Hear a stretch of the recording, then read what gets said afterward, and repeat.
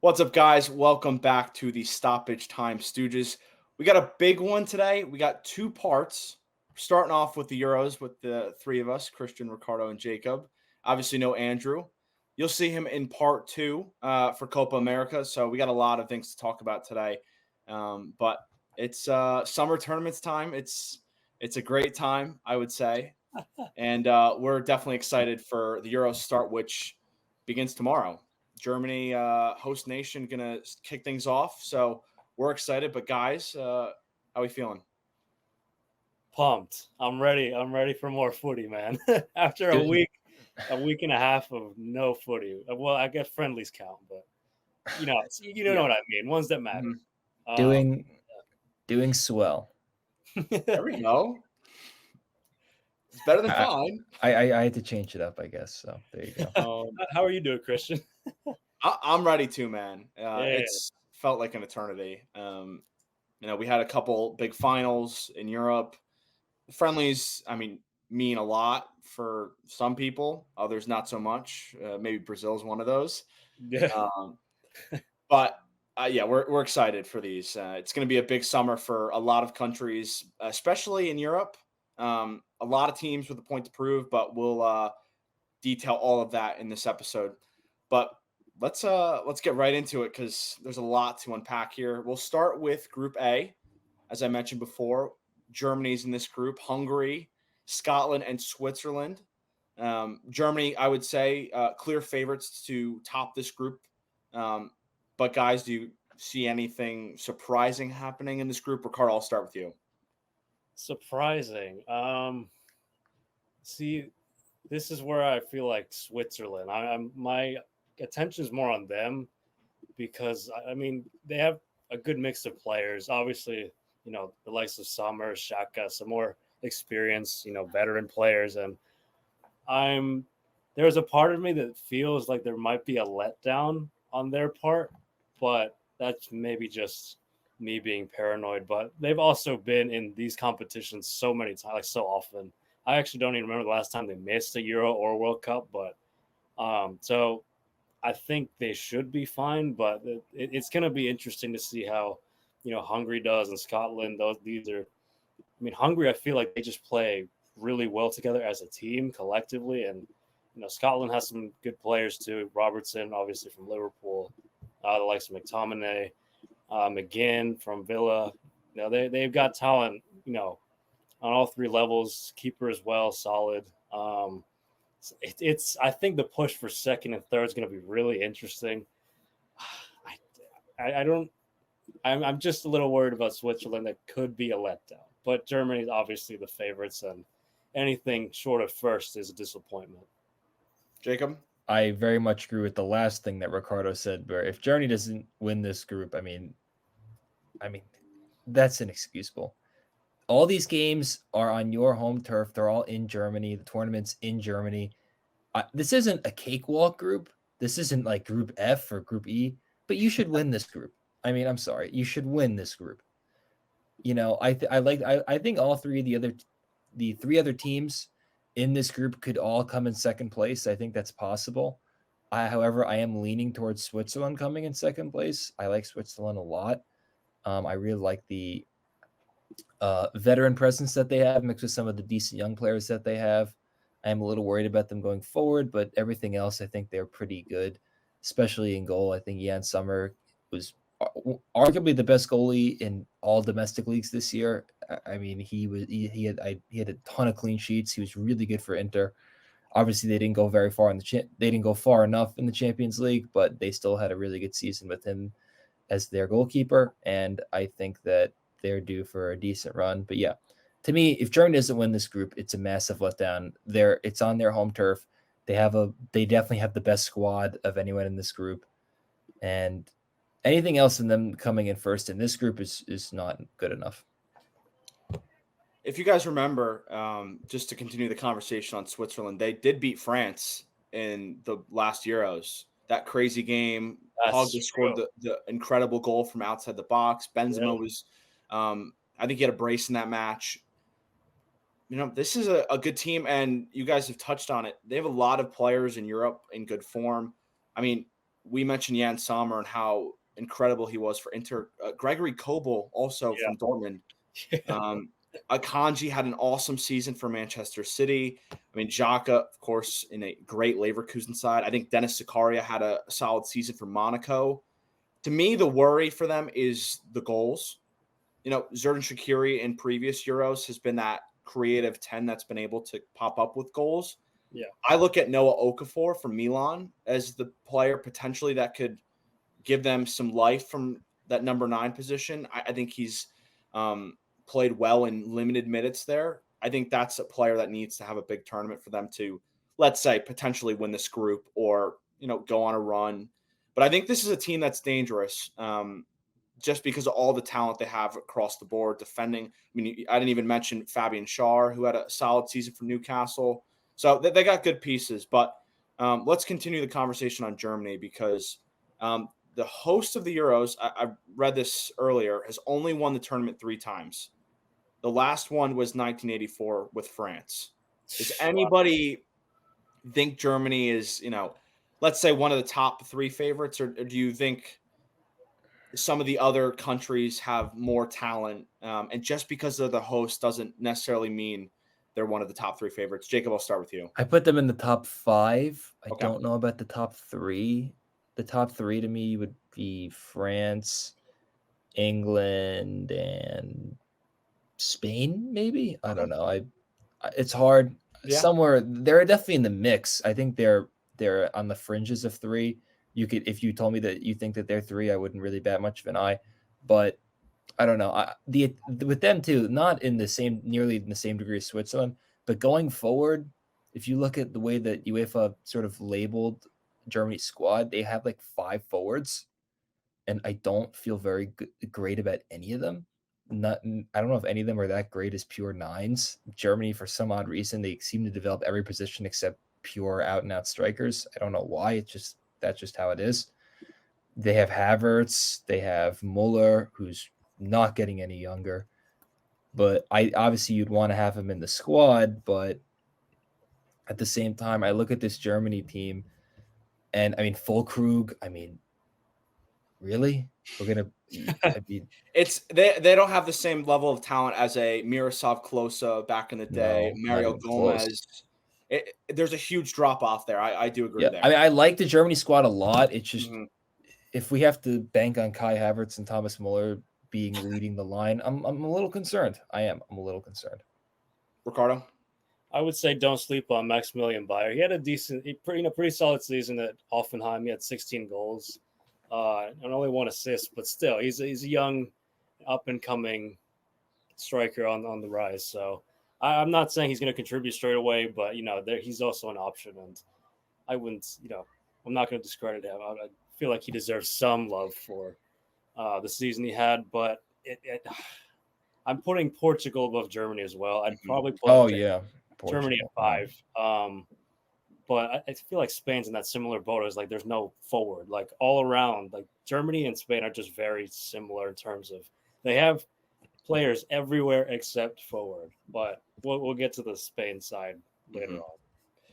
When Germany lost in the last Euros, their front 3 was Timo Werner, Thomas Muller, and Kai Havertz when they lost to England in 2021. So it's a problem. I think that's clear. I think before we give our predictions, I want to ask you guys what you think of the goalkeeper situation for Germany, because personally, I think Neuer's made a lot of errors that he didn't make previously in his career over the last 6 to 8 months. I mean, look at what happened against Real Madrid in that semifinal second leg. I don't think that's a shot that he lets back into the 6 maybe 3 or 4 years ago. Personally, I would start Marc-Andre ter Stegen. What do you guys think of that? I say, you go, Ricardo. I'm also with you there, and I just think ter Stegen's a bit less of like error prone, more surefire, okay, safer, I guess. I mean, not as mistake prone as Neuer has been in the last couple seasons. So yeah, I would also go with ter Stegen. You know why they can't go to ter Stegen? because this is a guy who's considered a German soccer legend for a tournament that's in Germany. Yep. You really think that Nagelsmann, who is hanging by a thread, probably regardless of how good he does, is going to want to make drop that kind of a bombshell? Even if it's the right move, I just don't think he's going to do it. I don't either. And he can't do it now. He can't do it right before a tournament. That's not what you want to do to a team. But yeah, Ter Stegen's probably better. He's younger, obviously. He probably moves better. But I just think that they're riding with Neuer until the wheels fall off. That's just how it's going to be. They're not going to. I mean, unless they lose like 4-0 in one of these games, he's not getting taken out. Yeah, I think you're right. Whether we all agree that it should be Ter Stegen, I would say it's going to wind up being Neuer, unless he has an injury or a really bad first game or two, and they're in a situation where it's must win into that third group game, and it's been 2 shaky performances for him. I think they're going to ride him the entire tournament, and I really don't expect anything less. But Jacob, I'll start with you. How does your Group A list 1 through 4? Mine is Germany, Switzerland, Scotland, and Hungary. Ricardo, anything change? I switched Scotland and Hungary. I put Hungary as third. Like I said before, I think they play better as a unit. So I've gone with Germany, Switzerland, Hungary, Scotland. Andrew has gone with Germany, Hungary, Switzerland, Scotland. So okay. He has Switzerland in third. I have Switzerland in second, but did everybody have Scotland fourth? No, I haven't. I have them in third. Okay, I have them third. I said fourth. Yeah, okay. Okay, so 3 of us have them in dead last. Jacob has them praying for a third place spot. We'll see if they wind up being one of those. If you want to know why, I think that Billy Gilmore, John McGinn, and McTominay is a pretty good midfield. Fair. No, I agree. I mean, the rest of the team, I admit, is pretty shaky, but you do have Robertson, and you have those 3. The attacking options are a little bare, but that team could, I think, get the third. I like Hungary, and I think Dominic Szoboszlai is very good, but the rest of the team are where my concerns are. Because what do you mean, Willie Orban, Peter Galacci? No, I'm just kidding. They're not. I mean, they're fine. They're just fine. You're just hoping that a team that plays with the type of system, because again, you're right. The players for Scotland are more noteworthy key players for their clubs at bigger clubs, I would say, in Europe. But I think the goals for Scotland's what's going to be interesting. Can Che Adams give them the goals from Southampton? Ryan Christie's more of an attacking midfielder for Bournemouth. If you look at their squad in the Euros website, I think goals are going to have to come from McTominay and McGinn, if I'm being honest. Well, McTominay scores goals. Yeah, so he goes through patches where he scores in virtually every match. So I wouldn't count him out. He loves scoring off a corner. So I would not put it past him. Yeah, so we'll see how Group A unfolds. It's a big tournament for Germany as the host. They've had some weird recent big tournaments at the World Cup, Euros. They're expecting bigger things, especially as the host. But let's shift the conversation to a Group B.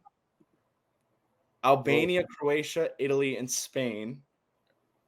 I have a hot take for this one. I'll save it for a little bit.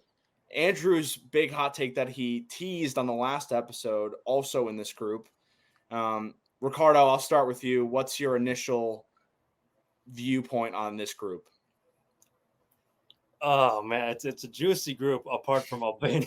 Sorry, I'm about to say the hot take better not be that Albania is not finishing in fourth, because then I'm really gonna lose it. I think I have a feeling as to what the take is. I have guesses. I'll let you say it. Oh man, this is really, really good group just overall from Croatia, Italy, Spain. I mean, I think the thing that stands out is midfield for all 3 teams. I think they're just really, really probably the strengths of each team. So that makes this just, that much more interesting. I guess really it comes down to defending, which I think Spain has the best, and then attack play, which is obviously scoring goals. And I feel like none of them really have very convincing options as at the 9. So I think, this is really tough for me. Like I could see any of these 3 finishing first, although I'm gonna say Spain. For me personally, I think they're gonna finish first, and then I can never doubt Croatia. I can never like bet against them because they have, such experienced players. They've gone far even when they shouldn't have. I mean, think of the World Cup, the penalties, and I mean, they're getting to the final in the World Cup before. So I'm gonna say Croatia finishes second and Italy third. Jacob? For me, I agree with Ricardo. This is a very tough group to pick. I also agree with him, however, that I think it's going to be Spain coming in first.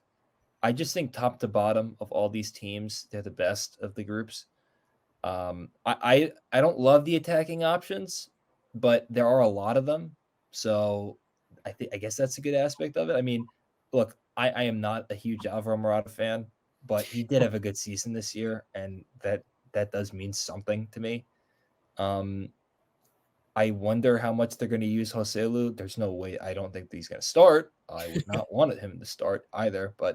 And to me, they also have the best holding midfielder in the world in Rodri, and that means that's something. And I was really tempted to pick him as my player of the tournament, but I didn't because I don't think Spain are going to win the Euro. And I feel like if I picked them as my player of the tournament, they have to win the Euro. So, but nonetheless, I like the Spain team. It's a good mix. I'm interested to see who they start in goal because I feel like they've been very loyal to Unai Simon. And I know David Raya, a lot of people thought that Arsenal made a mistake early on. I think Arteta was proven right that he definitely made the right decision to go with Raya. I thought Raya had a really good year this year. I would start him personally if I was picking the team, but it's going to be interesting because a lot of the Spain for years, they had so many veteran leaders that were a part of the team and most of them are gone now. So it's like a good mix of young and old. And I do think that they're going to be the headliners. The team that I'm kind of concerned about is Italy because they're really young. And I don't like that a lot with Italy because they've always been built on rugged defending and leadership and experience. And they don't have a lot of that in this team. I look at the midfield. I mean, a lot of the guys that were staples of their sides, Chiellini, Benucci, Verratti, Immobile, Insigne, they're all gone. Mm-hmm. And up front, I'm very concerned about Italy because I don't know where the goals are coming from. I mean, I like Federico Chiesa, but he's not a 9. He's like a winger and he's a good player, but he's not a big goal scorer. So that's my biggest concern with them. Croatia, I think, is a sneaky team. I like what they have. I really like who's their striker that I think he plays for Hoffenheim. Kramaric. Yeah, he had a good year. And they have a lot of good veteran leadership on that squad, which means something to me. So do you want me to give my order? Yeah, go right ahead. My order for this Group B was Spain, Croatia, Italy, and Albania. I mean, we don't need to talk about Albania. You don't want to talk about Armando Broja? Oh my God, I actually forgot he's from Albania. He might need to be the best striker in the group to get any points. That's really sad. If he's their best player, gosh, they are in trouble. I will say that. They are in big trouble. They have some solid players in Europe, but actually, no. I actually want him to have a great tournament, so then Chelsea can sell him for a lot of money. This is a good point. That's fair. That's valid. How about this? Armando Broja, every game they lose like 3-2, and he scores twice. He scores every goal, and then we sell him for about 70 million. I think that sounds good. Yeah, I'm sure they'll get 70. No, not even maybe if he scored 2 goals a game, he scored. Maybe he might get a price that skyrockets like Enzo. I wish. Anyways, since Jacob mentioned Italy struggles, I will go into what Andrew told me privately, and I'll spoil what we just said we were going to discuss later, which is the third place teams. He has Spain, Croatia, Italy, and Albania, and he doesn't have Italy as one of those third place team that gets to the knockout stages. He mentioned that the group is obviously stacked of those three teams, so it's going to be difficult for them to pick up points if they struggle. So maybe in other groups where, there's maybe two really talented teams and then, really one bad team, there's an area to pick up at least 3 points and then maybe get a draw somewhere. I don't know how many points he expects Italy to pick up, but he doesn't have them even getting to the knockout stages. So that was his hot take. I don't agree. The take I'm going with is I think Croatia wins the group. I think it's a tight group. As Ricardo mentioned, this is a team, no matter who they have, for whatever reason, finds a way to exceed expectations in these big tournaments. Older group, obviously Modric is not at the skill level he was at maybe 4 years ago at the Euros, but I like what they have in the midfield with Brozovic coming back from Saudi. You still have Kovacic, Modric. I mean, Kramaric, as Jacob mentioned, is an underrated number 9 in Europe. He's done really well at Hoffenheim for a lot of time. You have players in the defense with Guardiola, Stanisic at Leverkusen. I mean, there's pieces there to create a solid squad, and I wouldn't be surprised if they win against Italy and or Spain in the group stages and find a way to get to the top. And I'm going with Italy second. It's very tight for me. Okay. I like what we've seen from Gianluca Scamacca in the back half of the season. Now, will it translate to the Euros? I'm not so sure, but their strong portion of the team to me is the defense. Bastoni, you have Di Lorenzo at Napoli, who's been a strong right back for years. Federico Gatti was the injury replacement, but he's had a strong season for a Juventus team. I like what they have in that area. Again, Spain, really strong team. They got good youngsters with Nico Williams and Lamine Yamal. But, something tells me that they're going to struggle in a couple of these matches, and I think it's going to go down to the third game. I just think that Italy just slightly is going to finish above them, and then I have Albania fourth. But, a few hot takes in this group. We'll see how it totally unfolds. I think any of those three teams could absolutely finish first. But let's move on to Group C. Guys, is it coming home? No. Oh, God. All right. Group C, Denmark, England, Serbia, Slovenia. Obviously, jokingly, England's got extremely high expectations going to the tournament. Before we give our predictions, if there's an area of worry for you guys for England, what portion of the field? Jacob, I'll start with you. I think it's pretty obvious. It's the back line. Yeah. I mean, the center. I mean, John Stones is great, but who's going to be his dance partner? That's the biggest question to me for them. The options are underwhelming. I know Harry Maguire gets a lot of stick, but he's better than Lewis Dunk. Jared Branthwaite. I wish we had Andrew here too. All we heard about Jared Branthwaite the whole year was that every big club and their mother in England is going to be after Jared Branthwaite, but he's not good enough to make the England team. Okay, how the hell is Fikayo Tomori not in the England team?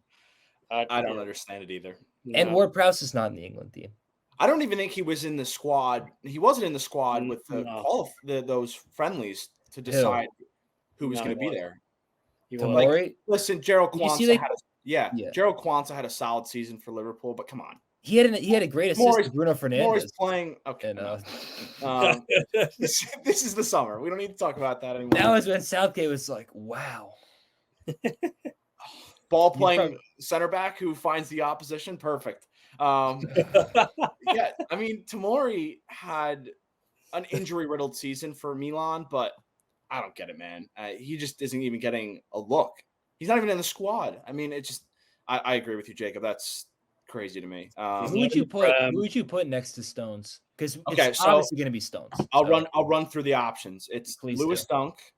You can pay Mark Gahey from Crystal Palace.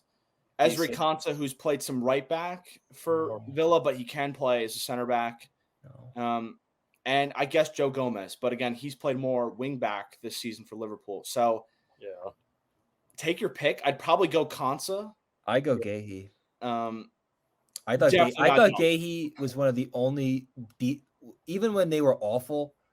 When Hodgson was there, I thought Gahey was one of the only like half decent players for Crystal Palace the entire year. Yeah. Especially when they were really bad early in the year. And they finished 10th. Once he came back, they had a really strong finish to and the season. He plays a lot. He's Yeah. decent. You know, I'm not just saying this all because he came from Chelsea. I'm just being honest. I think the one player you can't start is Lewis Dunk. No. Absolutely not. I think in the friendlies, he's made a lot of errors. Just not good enough, not quick enough. Yeah, I don't know if you agree, Ricardo, with that one, but who would your pairing be next to John Stones?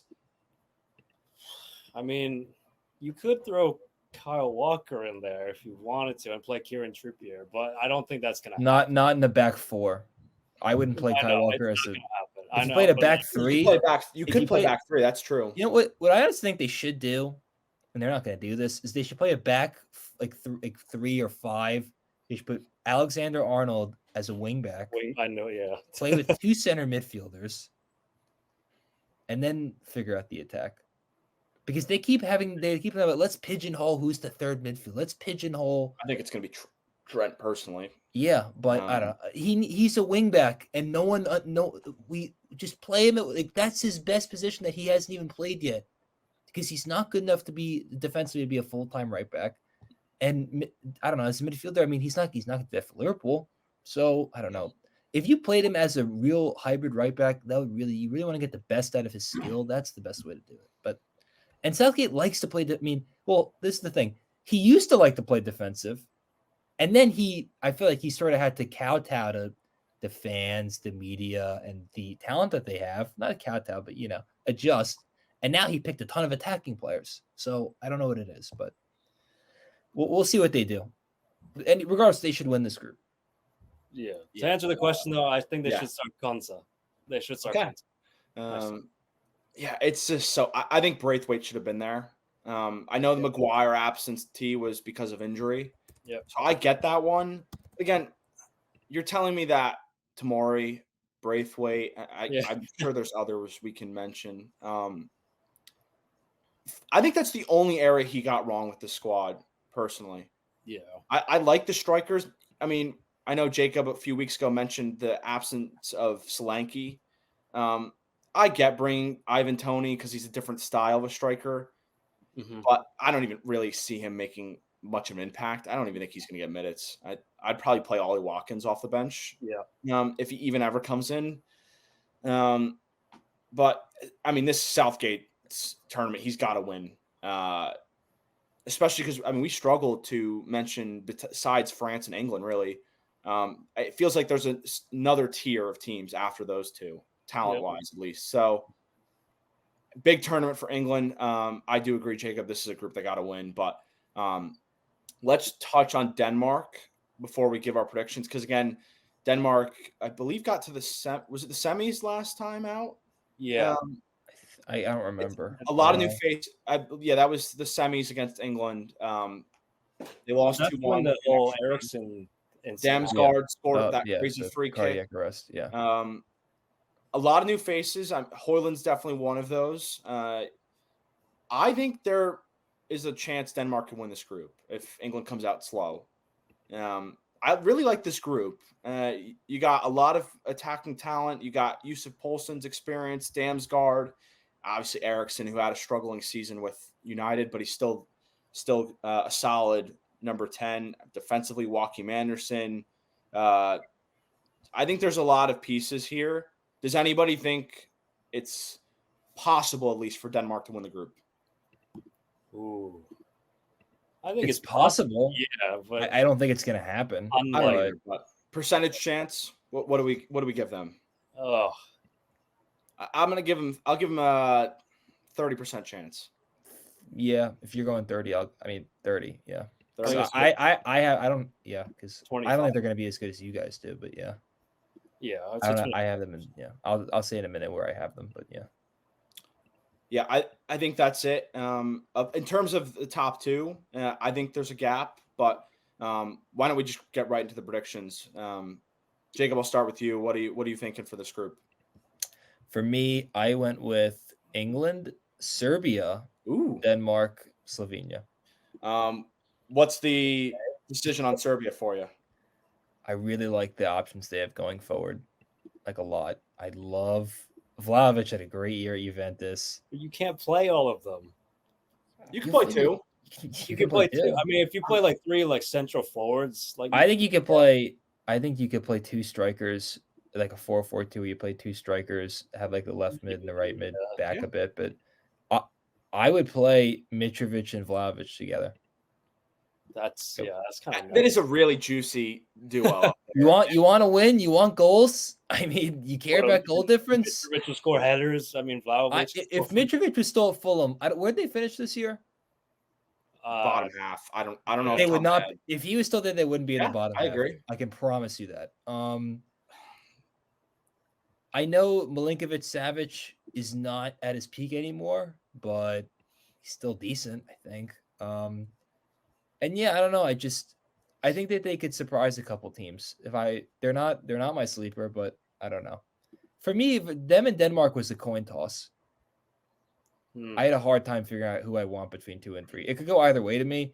I don't like Slovenia's not getting in there. They got Jan Oblak, right, from that's Atleti, but that's it. Really, didn't have a great season. No. Yeah, well that doesn't help either. But yeah, I mean, it's tough for me not to pick Denmark as the second team. I was very tempted, but I don't know. I'm gonna roll the dice with Serbia. Before you go, the two names to watch out for Slovenia are Benjamin Sesko, who obviously just signed the new extension at Leipzig, and when you guys will remember the name, Joseph Ilicic, the striker who previously played at Atalanta, had some mental health issues. He's now playing, I believe, back at home, but I think he scored. I think it was like 5 goals across 2 legs. I think it was against Valencia in COVID. I mean, I don't have them doing anything, but again, those are 2 big names. Ricardo, I'll let you go though. Correct me if I'm wrong, but Denmark didn't get out of the group in the World Cup, right? Because it was France, Australia. Let me double check on that. I think you're right. I think it was Australia that got through and not. So here's what's interesting. Denmark not only didn't get out of the group, they finished last. Who was third? Tunisia. When was this? Oh yeah, this the was World in Cup. Qatar 2022. Yeah. It went France, Australia, Tunisia, and Denmark. Denmark got 1 point. Yeah, they had a stinker. They were really bad in that. That's a good point. That's why I'm a little hesitant about them winning the group, and also finishing second. But I'm still gonna have them in second, and Serbia. They could push for it, but they'll be third, and that's pretty self-explanatory. Andrew's also going with England, Denmark, Serbia, Slovenia. Maybe that's Chelsea on the phone. Anyways, I do agree. Mitrovic and Vlahovic would be a nightmare problem for England's back four. Denmark's. I mean, it's really difficult. Especially Mitrovic with the experience he has going up against English teams. Yeah, I just think when you look at the weak points for England, I mean, we don't even know what's going to happen at the left side. Luke Shaw, is he going to be able to play? He's basically been injured all season. Can you expect him to be ready to go right away? I don't think so, personally. Joe Gomez. Just Mitrovic playing with his back to goal and then Vlahovic being able to run off of him. This is a team that, if they can get it right going forward, I wouldn't be surprised if they're a dark horse pick for some, just because of the 2 strikers they can, throw at you. I mean, these 2 could go get I don't know, 6 to 8 goals in the group stage. That's probably a little high. Probably six in 3 games for the duo of them. They probably need that much to finish top 2. I'm going to also go with England, Denmark, Serbia, Slovenia. But again, I will preface, I would not be surprised if Serbia finds a way to finish top 2. I think this is a dangerous team who's underperformed in big tournaments recently, but hey, maybe 2024 is the opportunity for them that they take. But let's move on to Group D. We have a couple big teams here: Austria, France, Netherlands, Poland. Obviously, the big news heading into this group is that Robert Lewandowski is going to miss the first game through injury. I believe Milik came off as well in their last friendly. So Poland's searching for attacking options. Jacob, I mean, first off, let's go Poland. I thought it was over with them. It's even more over. Oh my god! Every time we see Poland in the tournament, it's like they. I can't even put into words how awful they are. Every time I see them in a big tournament, I mean, they just don't show up at all. Hey, don't tell my neighbors that because they're Polish. Don't have the volume all the way up. Anyway, this group, France. How shocked would you be? I mean, it's got to be France and Netherlands in the top 2, right? Yes. I would think. I mean, Alaba's not playing for Austria, as far as I'm concerned. I don't believe he's in the squad. Let's check. Still recovering. No, he's not. He's not in the squad. No. I feel like this is going to be a battle for first, although I feel much more. I think this is France's group. Netherlands, I think, is a pretty easy 2. Although I don't know, Netherlands are weird. They're very hit or miss. Would I be surprised if they made a run all the way to the final? No. Would I be surprised if they some despicable way don't make it out of the group? No. I mean, that's just how I am. That's where I am with Netherlands right now. They're a big time wild card. But France, they got the best player in the world. I think that Deschamps is the best international manager in the world. If you want to talk about like managing international teams, I think he's the best. Yep. I think he gets the most out of his team. I think he makes a lot of tough decisions and knows how to live with them and isn't afraid of upsetting people. I mean, he thinks Saliba is not even that good, which is ridiculous. But he better not have him on the bench. I'm going to lose it. He can't play. The rumors are he's going to start Upamecano and Konate. Oh, my God. Yeah. Did he watch? How do you say his name? I can't even say Konate. Absolutely dreadful. He's gonna play Konate over Saliba? No, he wasn't even playing. My God. It was Kwanzaa and Van Dijk. He cannot play. No. If he puts, I mean, I know I just offended him vociferously, but he cannot put Konate over freaking Saliba. That is ridiculous. Yeah, I don't. And by the way, he should add Malagusto in the team. I don't know. I'm a little biased. But... Hey, he gets a summer off. He can relax, get ready for the season. It's not all bad. But France is not strong. I mean, we're gonna do the Pavard song and dance again. I mean, I like Pavard. Damn, I don't know. He's fine. I get it. He had a strong season for Inter. That's what I'm saying. Okay. I still think Malagusto should have made it as a reserve. That's valid. Yeah. But anyway, France to me, they got Mbappe. He always performs for France. Giroud is in like the top 5 in goals in history of France. Think about that. Olivier Giroud is along the likes of people like Henry, Zidane. I mean, many other people. He was leading scorer. I swear he might be a leading scorer. I mean, that makes it even crazier. We're talking about the likes of Olivier Giroud with legends of France. This is France we're talking about, not like some, other country. But anyway, they're going to win this group. For me, it's France, Netherlands, Austria, Poland. I can't even pick Austria either. That's the thing, because they don't. You gonna pick Poland? I mean, who's worse is like a picking of who's the worst team out of the two. Which is it's hard. I just like my rule is like don't believe in Poland at all. They're not going to do it. Poland somehow got out of the group in the World Cup. I don't know how. They lost to France, I believe it was in the round. No, I think it was Argentina. Let me double check on that. No, they're in the same group as Argentina because Mexico is in it and Saudi Arabia. I think Poland did. Sorry, it was Poland who lost to France in the round of 16. Yeah, Yeah, you're right. Yeah. I don't know. I mean, something about Poland, I just don't trust them. I don't blame you. I mean, Trust either. Either's I don't really. Oh, wait.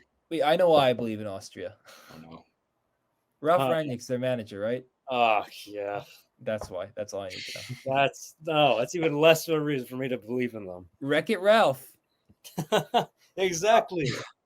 That's what my logic is. He's wrecking the No, he's wrecking the competition. That's the difference. Oh, he's wrecking the federation, more like. But he doesn't have to. He doesn't have to worry about Man U's board. This isn't like he's gonna be fine. Oh yeah, and they got Arnautovic. That's all I need. That's enough. Yeah, the guy who missed. I was about to say chances against Latvia was. He had like 5 good ones. I mean, come on, bro. Hey, it sounds like Joselu. He made a team. I mean, okay, but Joselu made up for it.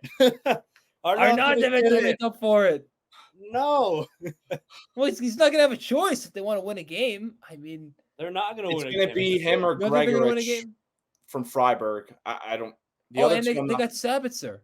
Sabitzer. They got Limer. All right, they got it. They'll be fine. Their midfield. They'll get the third. No, neither of them are gonna get to the next round, regardless. I didn't say that they. No, that's what I'm saying. I did say they'd be one of. I'm just saying that, like, because that doesn't matter who finishes third. Neither is going to be like have enough. They're not going to get enough points to get through in your eyes. Okay. Yeah, I don't think so. They're both awful. So Poland's third for me, and France. Yeah, but the next two groups are. Okay. Yeah. So you both don't have Poland going through, correct? No, I don't. I'm sorry. Maybe he does. Poland finishing third. I have them in fourth. I have third, not going through though. So you have Austria going fourth. Yeah. Okay. I have Austria in third, going through. Andrew's in agreement with you, Ricardo. He's gone France, Netherlands, Poland, Austria. I'm in agreement with Jacob. I've gone France, Netherlands, Austria, Poland. Ralph is not going to let us down. Who's us? Me and Christian. No. Well, we don't have him in fourth, so by default. Is Ricardo, when you and me have picked together, it's not gone well. Me and Jacob is a new duo. Yeah, you're right. This is not Sociedad. I promise. I don't want to talk about that either. Yeah, let's not chat about that. But before we go to Group B, I want to ask. Surprisingly for me, N'Golo Kante was included in the squad. I didn't think he was going to be there. Do either of you expect him to play at all? Yes. Yeah. What would you operate your midfield three if you include him? I gotta look. Give me 1 second. Well, their natural central midfielders are Camavinga. Fofana. It's like a 4-2-3-1 or like a 4-4-1. Well, I guess they would play with a double pivot then. Yeah. It's like a 4-4-1 with like the one, like Griezmann and Giroud, or I don't know. I mean, he's got 1, 2, 3. He's got 6 central midfielders he can pick from: Camavinga, Fofana, Kante, Rabiot, Tchouaméni, and Zaire Emery. My thing is that I don't think Conte is going to start. I think he'll definitely play. Sure. Okay. I don't either. I think the decision is, does he play Camavinga or Tchouaméni? I don't think he can play them both. No, he's playing Camavinga. I think he trusts him. All right, so I think he'll go Griezmann, Camavinga, and I think he's going to play Rabiot. And then front three, you would go. They love Rabiot. He's going to play. Not his mother, but that's besides the point. Sorry, that's out of context. That sounds crazy, but anyway, Ricardo, what would your midfield three be from the start? The same as I mean, I'll be biased, but Tchouaméni. Actually, no, I'm kidding. No, he's injured. He's coming off injury, so I'm gonna be real. Yeah, the same as Jacob, Camavinga, Rabiot, and Griezmann.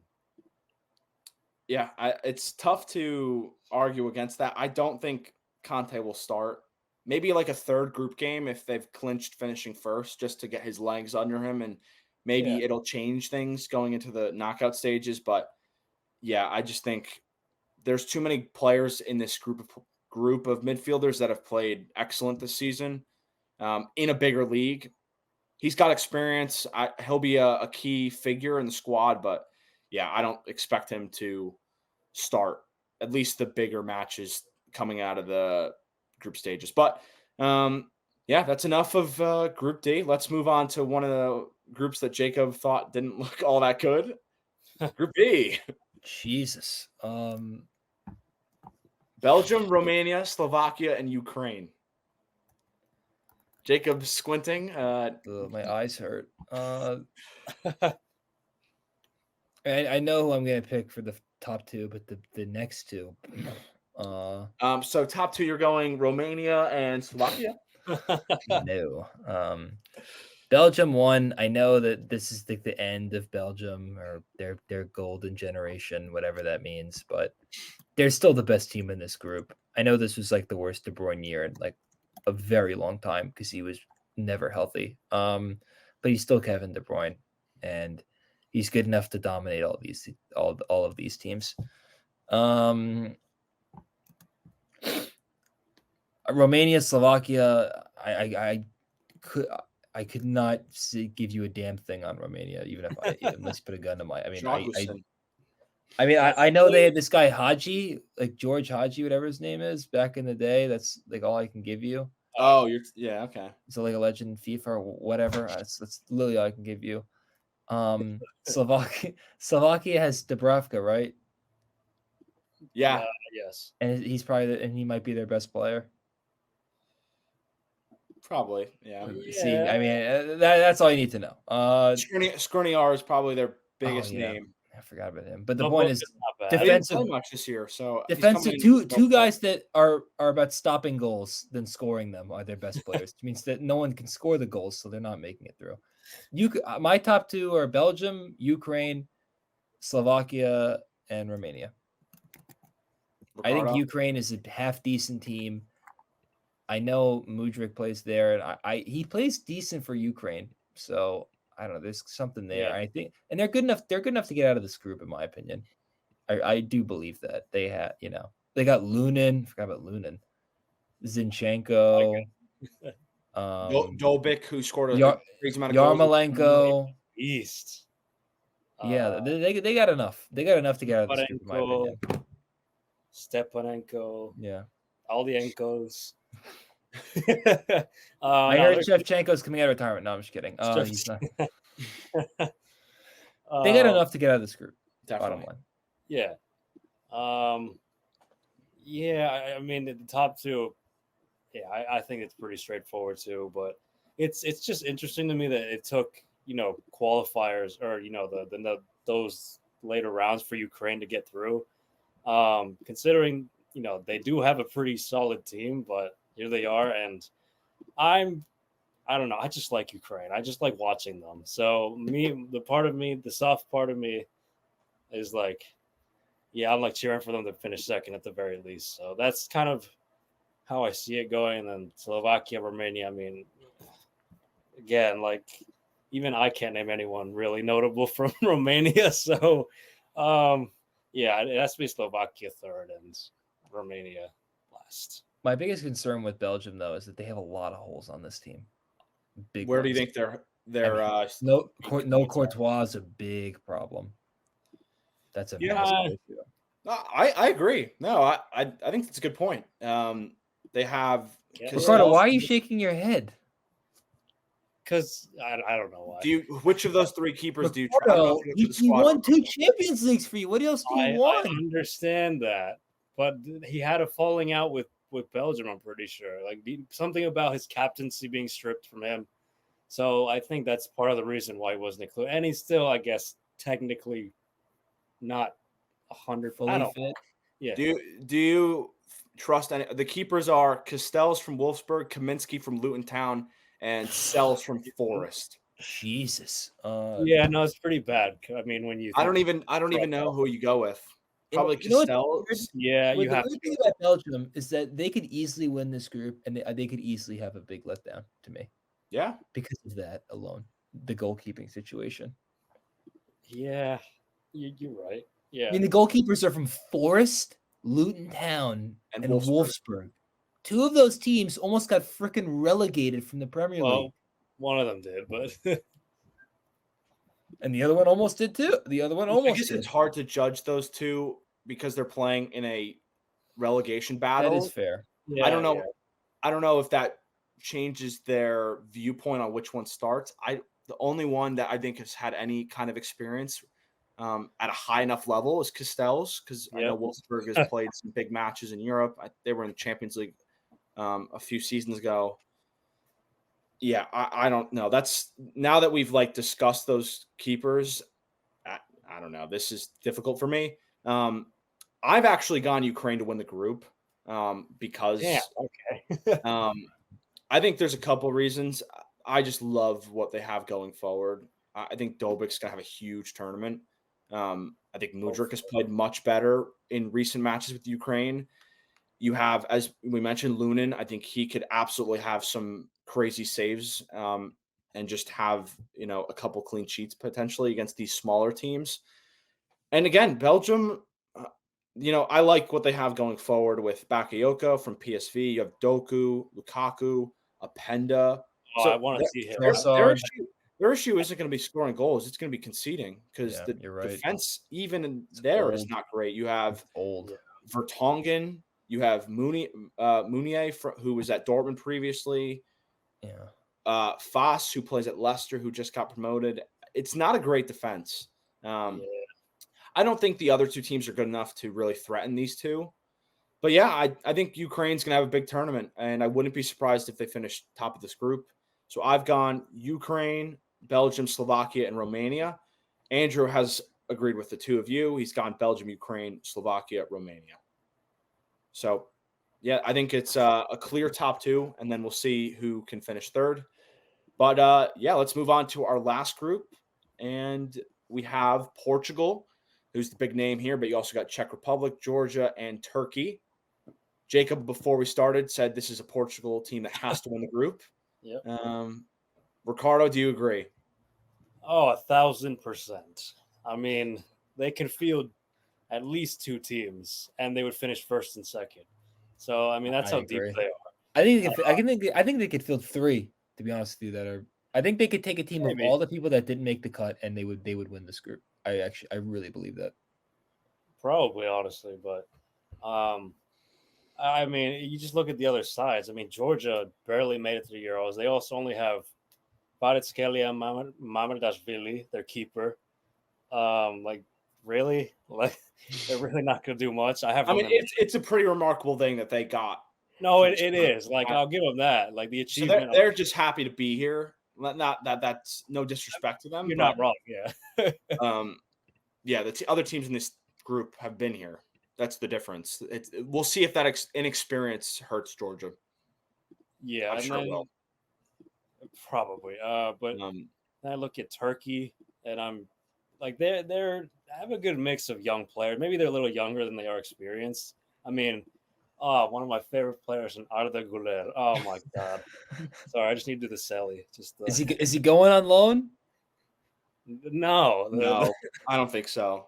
No, I know don't he's not. so. It's like a big thing. I don't want him to go. I love this man. I love him so much. Almost as much as Camavinga. Honestly, maybe as much as Camavinga, but it's gotten up there. But yeah, they have some good players as well. I mean, Çalhanoğlu's there. Kochu's there from Benfica. Özcan from Dortmund. Midfield wise, they got experience. Attacking wise, I guess they have. I mean, Yilmaz, who Galatasaray, Yazici from Lille. Again, some notable names, but I'm just worried that it's. I don't know how do I say enough. this? Like, yeah, it's not just enough to. Mm-hmm. I think they'll finish third, and I have Czechia, as I guess they call it now, finishing second because I don't know. I mean, this is my dark horse team. The one fact is they've not lost any of their last, so they're unbeaten in their last 5 matches. Which, if you know anything about me and unbeaten matches, when I never listen to myself, with Argentina from the World Cup winning it, they were on an incredible unbeaten run and then went on to win the whole thing. I'm not saying Czechia is going to do that, but I'm saying that they're in pretty good form. So you're saying that Patrick Schick is Messi? Yes, exactly. That's exactly. You heard it here, folks. He's going to be the player of the tournament, guys. No, but no, seriously, I think they have some good players that could push them to second. Jacob, I know you have Portugal at 1. What I do we do. what do we think beyond them? It's the Republic of Georgia, right? I just can't call it's so weird calling them just Georgia. We're not talking about college football. They're fourth. The home of Zaza Pachulia. That's really all I can remember with Georgia. I picked Turkey, and then I picked Czech Republic. Okay. Another toss-up. I'm kind of tempted to switch it, but I'm just going to stick with it for the sake of it. Turkey has some decent players. Tosin. Who else do they have? They have Goulet. I love Arda Goulet. Yeah. Where does he play in Italy? Inter. I like him a lot. Yeah. They have Menu's backup goalkeeper, Altay Bayendir. Who could get no minutes even. Onana rushed back from AFCON, so they I couldn't play. know. I think Onana played every minute of every game, which is honestly insane, but especially for a goalie. But yeah, anyway, I think they can sneak into second. So I was tempted. Oh, sorry. You're still going? Oh, I'm done. No. Okay. I was tempted to put Georgia to go through because I'm thinking, hear me out. Every single time we have these tournaments, someone surprising does something that we don't expect in the group. But I've changed my mind. Wow. Okay, good. What a setup. You come to your senses. I also thought Turkey initially was a comfortable second, but in the last Euros, I know a lot of people were somewhat optimistic about them, myself included, and they lost all 3 matches, finished with 0 points, and had a -7 goal difference. They conceded 8 goals in 3 games and only scored once. I don't think that happens again, but it's hard to ignore that Patrick Schick was the top goal scorer in this competition 4 years ago, along with Ronaldo. That's such it's also hard to ignore that they beat the Netherlands in the round of 16 in 2021, which until yesterday I actually forgot about that. It's not just a one-man team. They lost to Denmark in the quarterfinals by a score of 2-1 3 years ago. So it's not unrealistic, and I like the prediction, Ricardo, as them a dark horse, because again, this is not just a one-person show. Obviously, Schick is the big name, had a really good season, but I wouldn't be surprised, if they comfortably finish second, because Turkey has disappointed in the most recent Euros. I wouldn't be surprised. Just because they have a lot of names doesn't necessarily mean it's going to turn out being positive results. I think Portugal comfortably finishes first. I think the Czech Republic, Czechia, finishes second, Turkey third, and then Georgia fourth. And Andrew has gone with Portugal, Turkey, Czechia, and Georgia. So just a flip of second and third between him and myself. But that's all of the groups. Let's move on to our third place teams. So for those who are not familiar with the rules, 4 of the 6 teams who finished third in their groups move on to the knockout stages. It's all based on points. Does anybody want to go first in giving their third place teams to advance? Jacob, I'll start with you. Yeah, I'll go first. Scotland, Italy, Denmark, and Austria. I'm really tempted to flip Austria and the Czech Republic, but what's that face? No, I'm not convinced. But you know what? I'm sticking with Wreck-It Ralph Rangnick, and I'm not deviating. They got Arnautovic. I'm saying no in disappointment. What? I'm saying no in disappointment. Well, all right then. I'm sticking with Wreck-It Ralph Rangnick. God, why? Gotta mix it up. If you don't believe it, you don't have to mix it up. It's fine. Would you have preferred Ralph Ragnick at Chelsea? Why? Next question. Okay. Wow. First time it doesn't turn into a rant. Well, I mean, I'm saving myself from having a rant. Ricardo, what are we thinking for the third place teams? All right. So I have Hungary. I have Italy, Serbia, and Jesus. I really had to rethink the. I had to rethink the Do third it. one. Pick Austria. Who are you between? Pick Austria. I really want to no. Do it. You know you I want. really want to put Turkey in there, but I have them out like as I have it written down. Hey, I just made a last minute change. You can do that as well. Yeah, you can go to Austria. Shut up.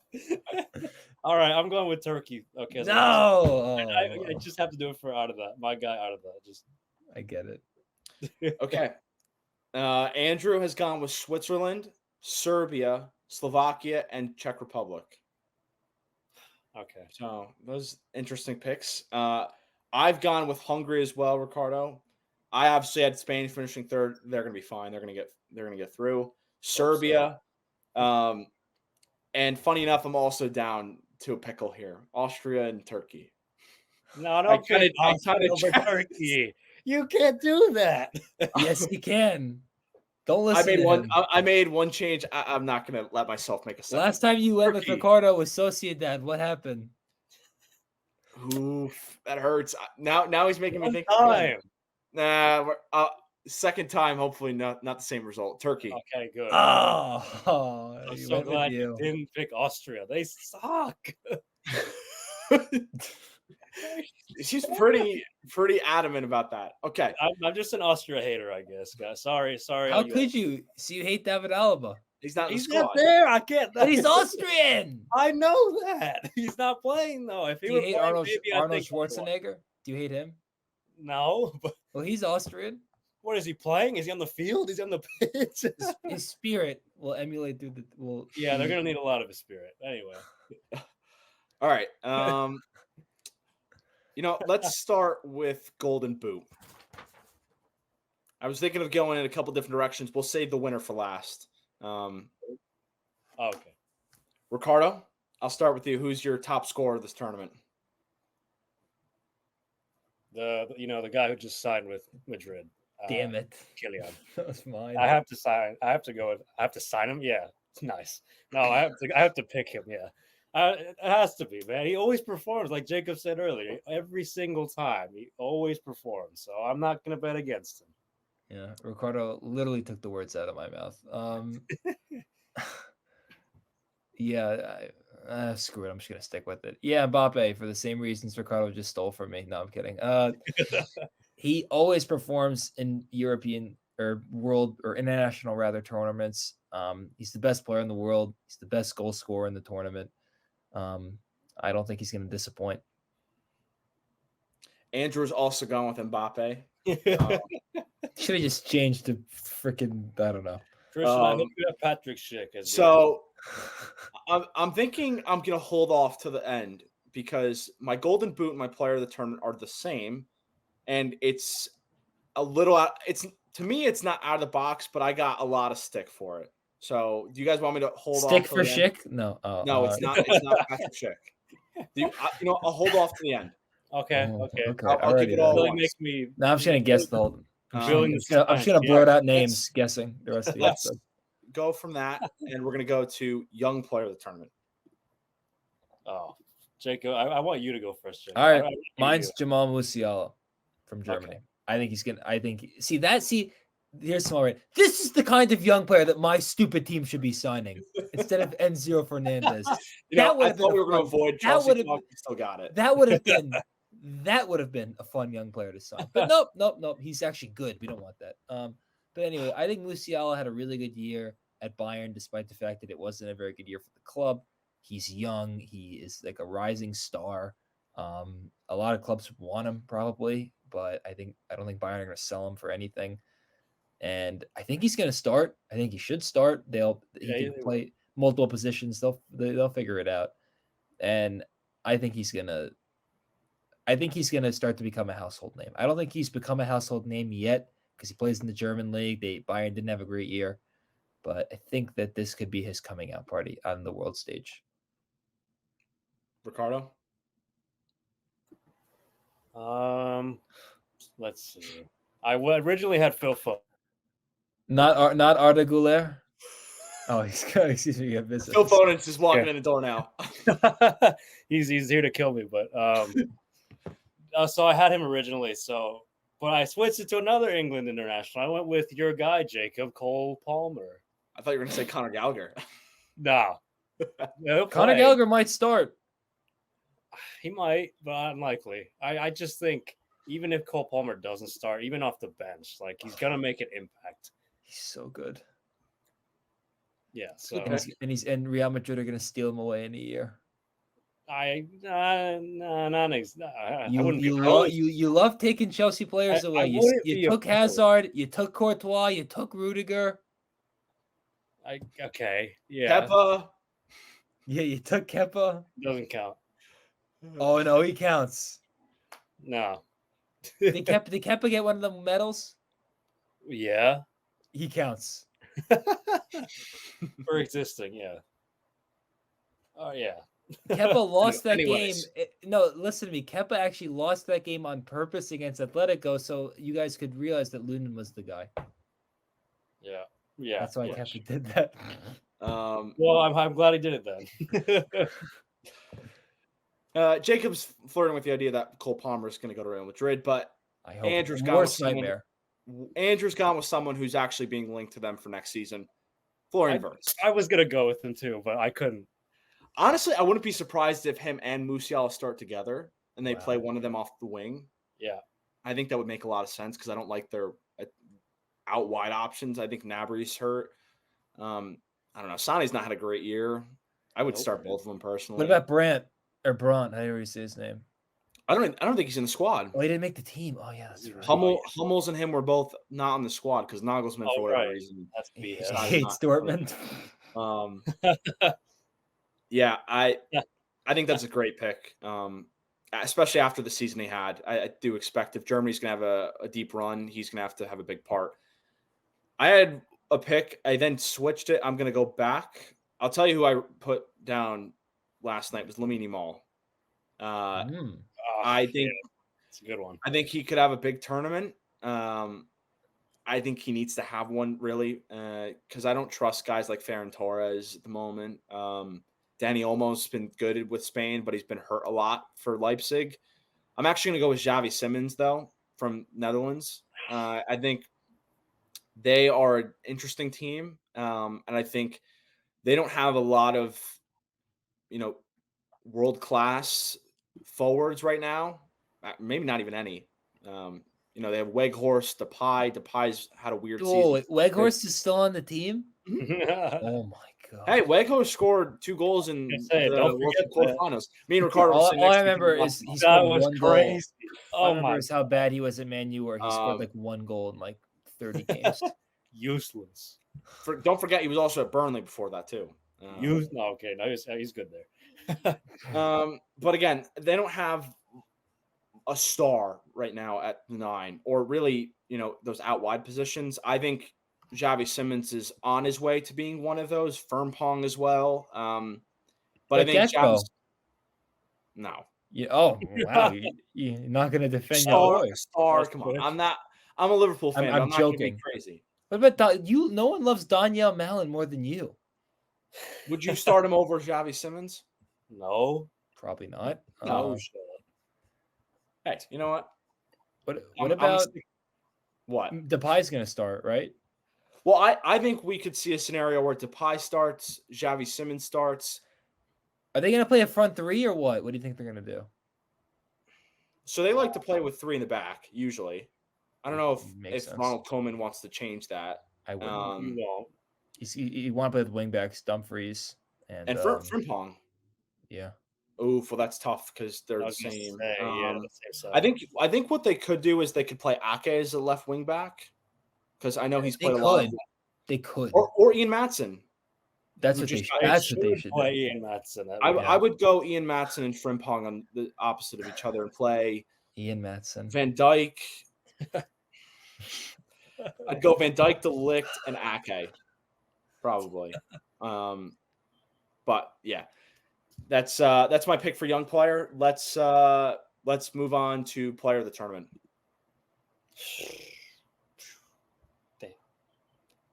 I'll go. I'll give Andrews first. He's gone with the same player who went for Golden Boot, Mbappe.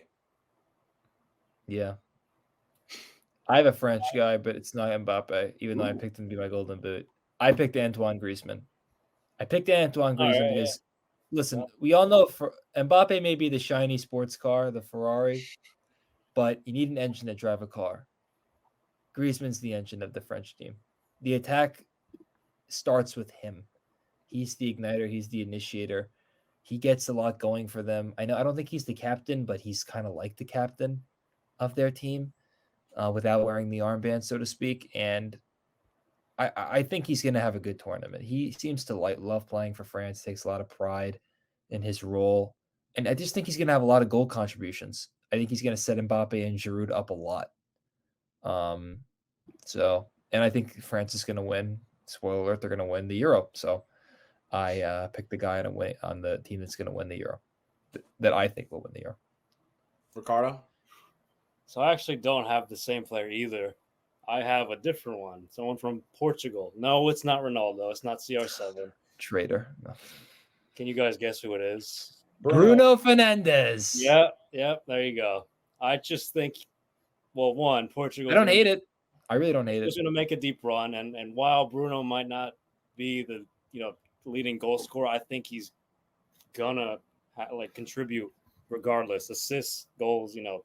I mean, he's set piece taker too. So add that all in, and I just feel like he's not taking penalties over Ronaldo. There's no way he's taking a penalty. Probably not even free kick, but either way, even off corners, he'll take them. But still, I think he's gonna have a really big tournament, so that's why I'm picking him over Mbappe.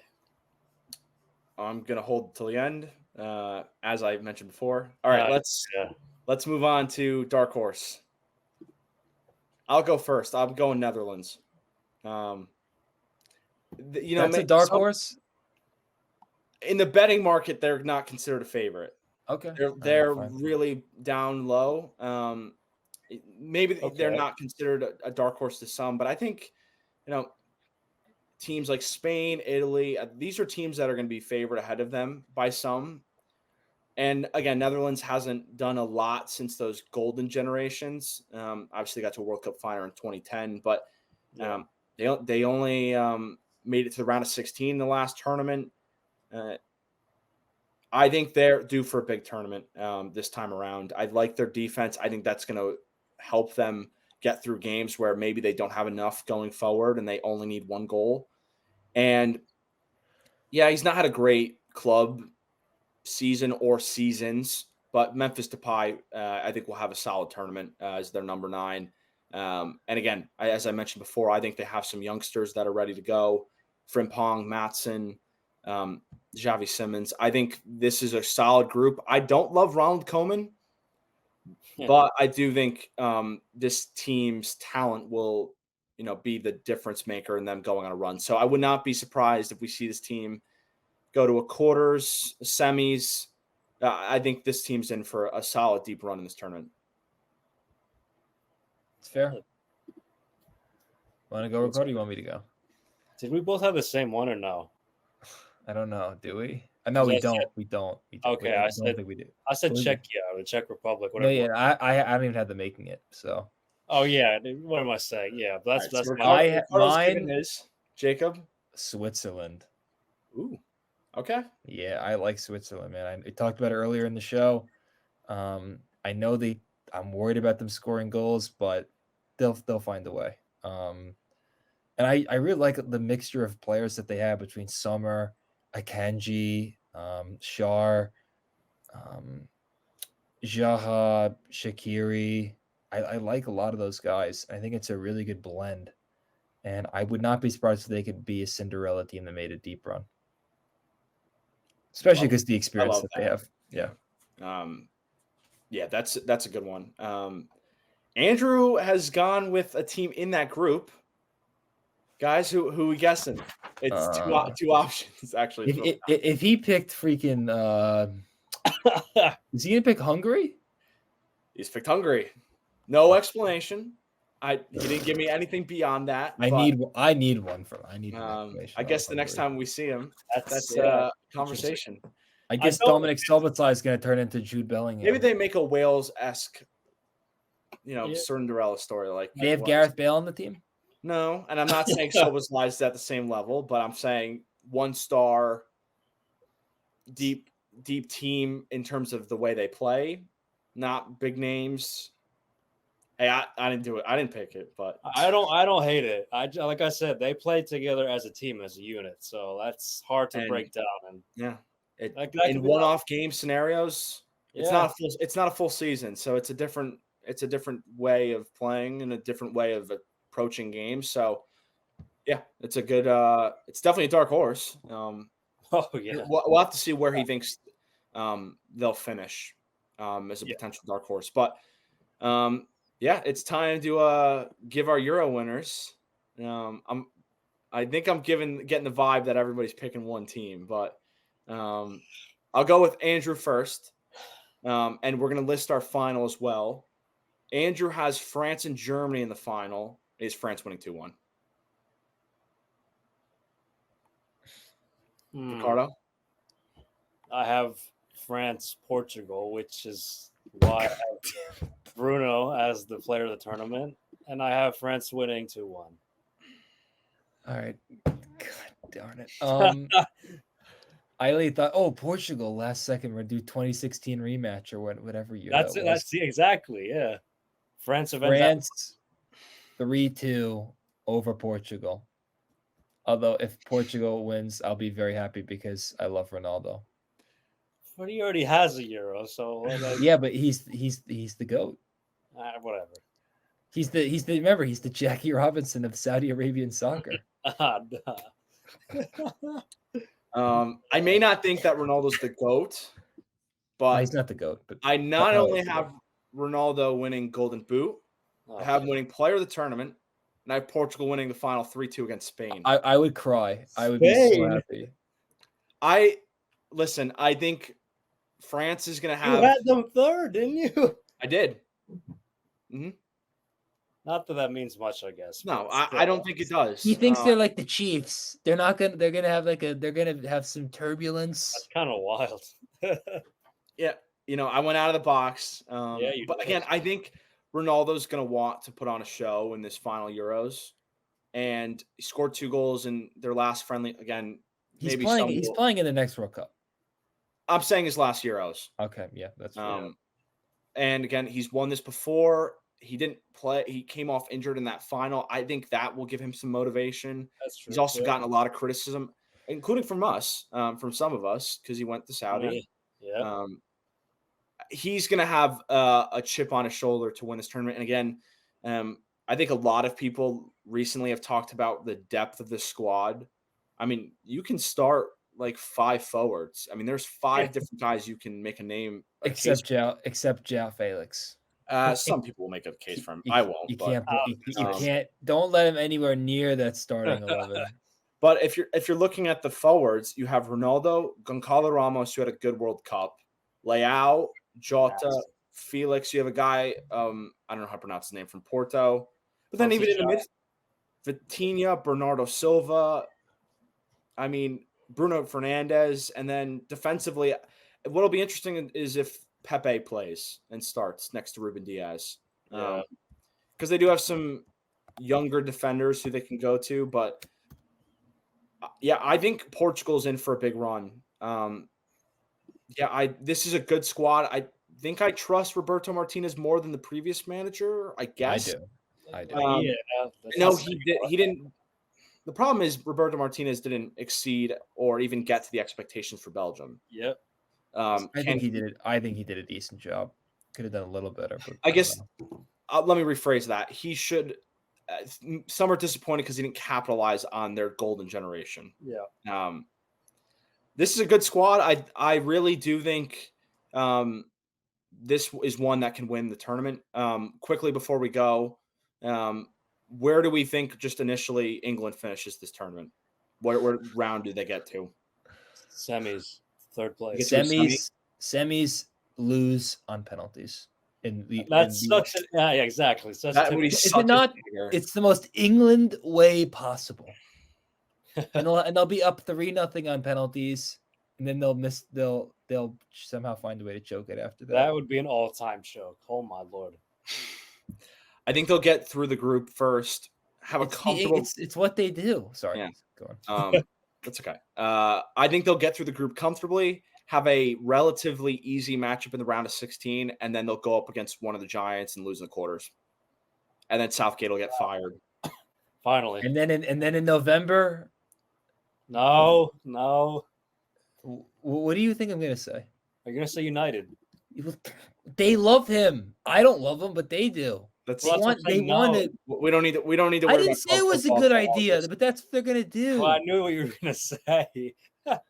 Thanks for telling me. I had to ruin it. Anyways, I didn't want to hear it. Like he'll ruin Man United if he goes there. I mean, they're already ruined, but he will. Not much ruining to do when they're already. If they hire him, oh my god. Well, and this thing about him that's weird. To his credit, when he took over the England job, they were a freaking mess. They were all over the place. They had a lot of guys that were getting older. They had to rebuild their sort of team, have a new identity. And he's not a bad manager. He's just not a manager that's going to win you. He's not going to get you over the top. Manager. No. I don't even think it's man management. I think it's more. I think tactically he's. Oh yeah, Ben White. He should. Yeah, Oh yeah, I forgot about Ben White, who should be in this England team. If it wasn't for him hating Gareth Southgate. That was a whole Southgate. different thing too. But He should be in the England team. And he'd start in the England team. He would. Yeah, we'll see. Again, tournament starts tomorrow. This will probably go out a few hours before kickoff. So we are extremely excited. You'll definitely be hearing us throughout these two tournaments. That's all for the Euros. And if you want to continue to watch, a few of us are going to talk Copa America later tonight. Again, we'll be out on Friday the 14th. But if you're stopping here, thank you for watching. And we'll see who wins the Euros. See you guys. Hey, guys. Welcome back to part 2. You saw me, Jacob, and Ricardo a few moments ago. Andrew's now got into the mix. We're talking Copa America. Obviously, this will be out on Friday the 14th. Copa won't start till next week, so you'll have some time to kind of digest and maybe make some predictions yourself for this tournament. Andrew, how excited are you for this tournament? I don't care. Does European fraud say Copa America is the most exciting tournament in all the land, other than the World Cup? It's just... It's so few teams, usually. It's so few teams that it's just so intense, and everything just matters more because of that. And so I love Copa America. And now that more teams are in it, we get our USMNT in there, it becomes a lot more interesting. So I'm very happy with this CONCACAF and CONMEBOL partnership, and I hope it really continues. They need it to compete with UEFA. Yeah, for the U.S. especially, competing against CONCACAF teams for the last couple of years have been solid opponents. Mexico's maybe not in the greatest of moments.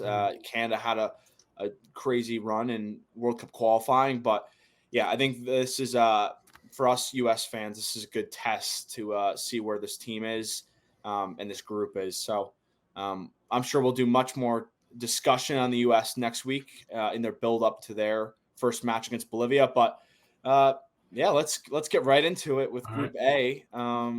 We have Argentina, the reigning World Cup champions. Canada just made a coaching change. Chile, who's had some success in this competition before, in Peru. So we have 3 South American teams in this group. Andrew, initially, what's your big talking point going into this group? Well, real quick, Argentina aren't just the current World Cup champions. Yes, they are the reigning defending champions of Copa America as well. And they're going to run away with this group. This is a very favorable group for them. Chile is not the same Chile. They are old and washed up. They are near the bottom of the CONMEBOL World Cup qualifying rankings right now too. It's a rough go for them. And they're somehow playing the corpse of Alexis Sanchez. So good luck with that. Canada, as you had mentioned before, is on the uptick. They just drew France in a friendly 0-0, which is an impressive result for Jesse Marsch, who hopes to mark a statement in his opening weeks as Canada's manager, and maybe give that little kind of jealous, kind of like petty Oh yeah, definitely. nudge to the It's U.S. Yep. So he's wanting to do well.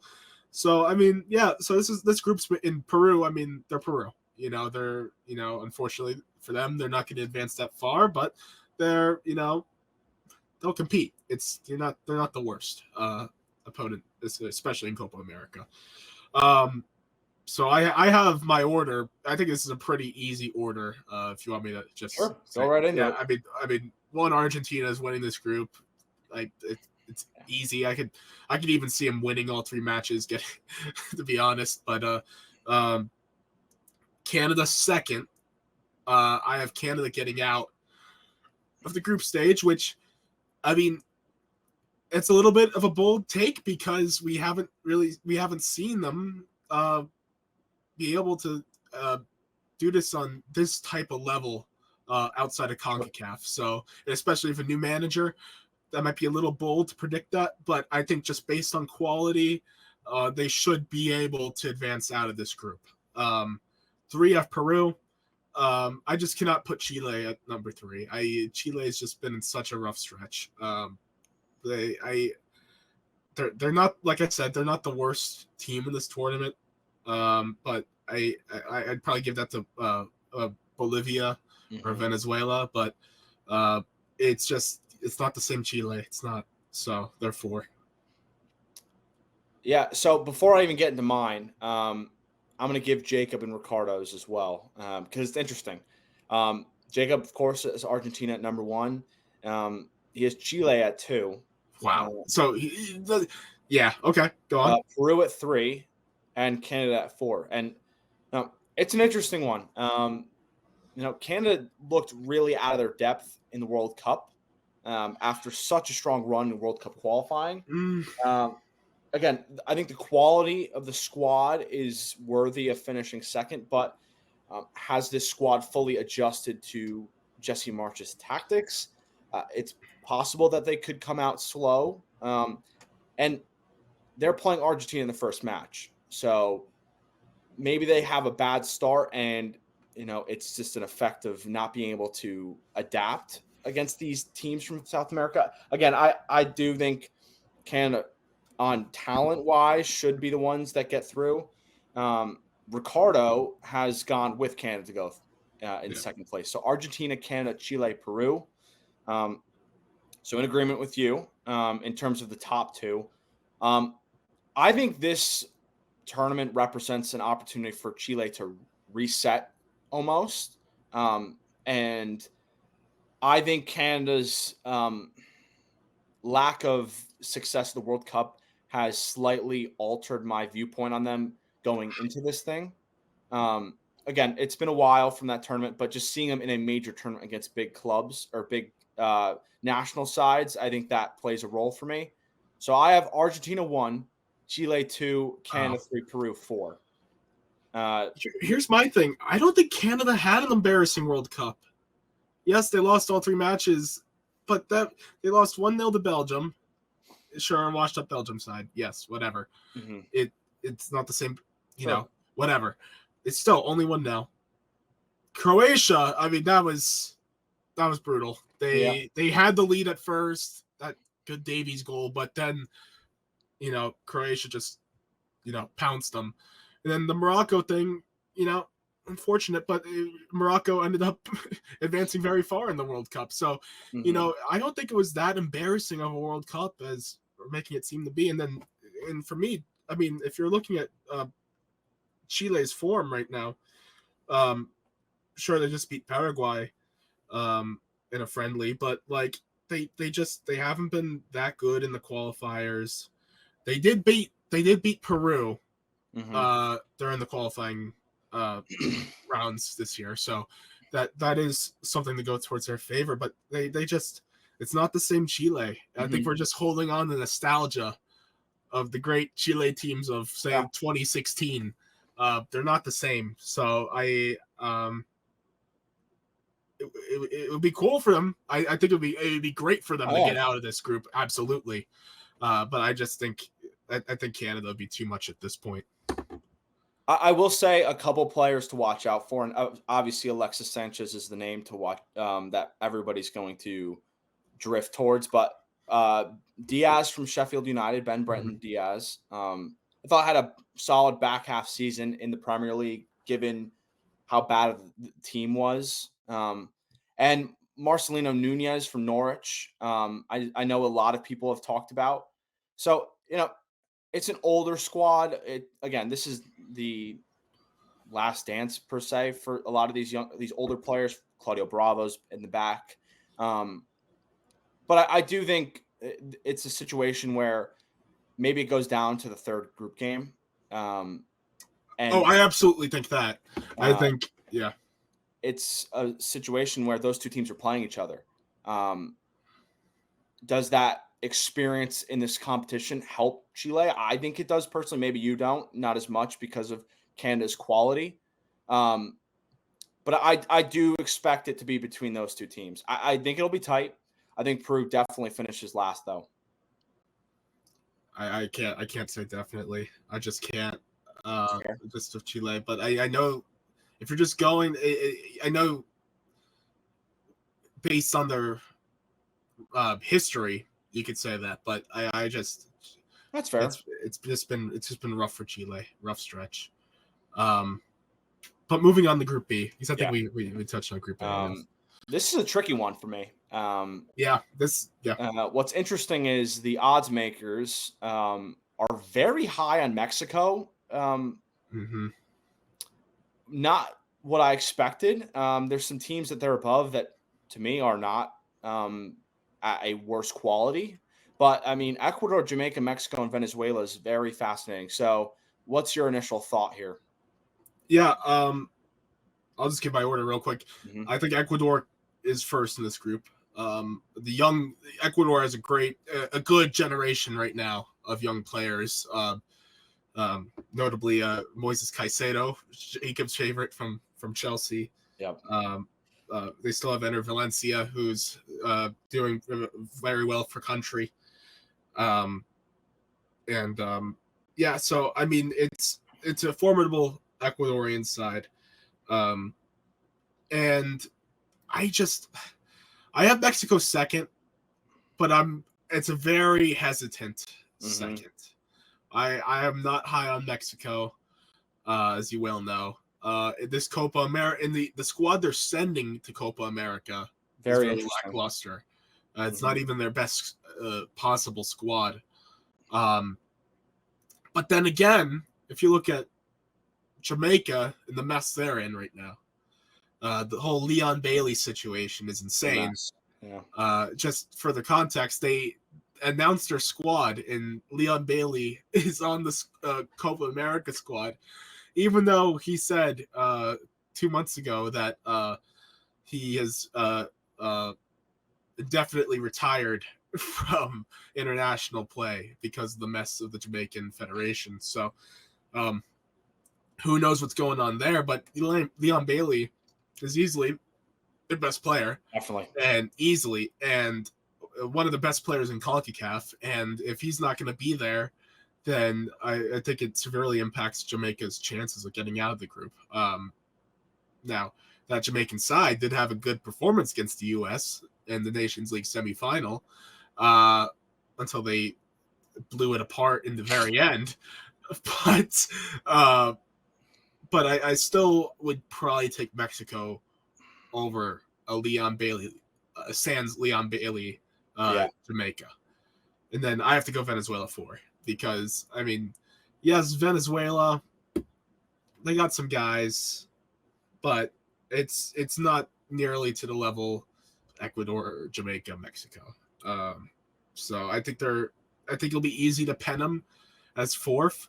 The real interesting situation will be the battle for second in this group between Jamaica and Mexico.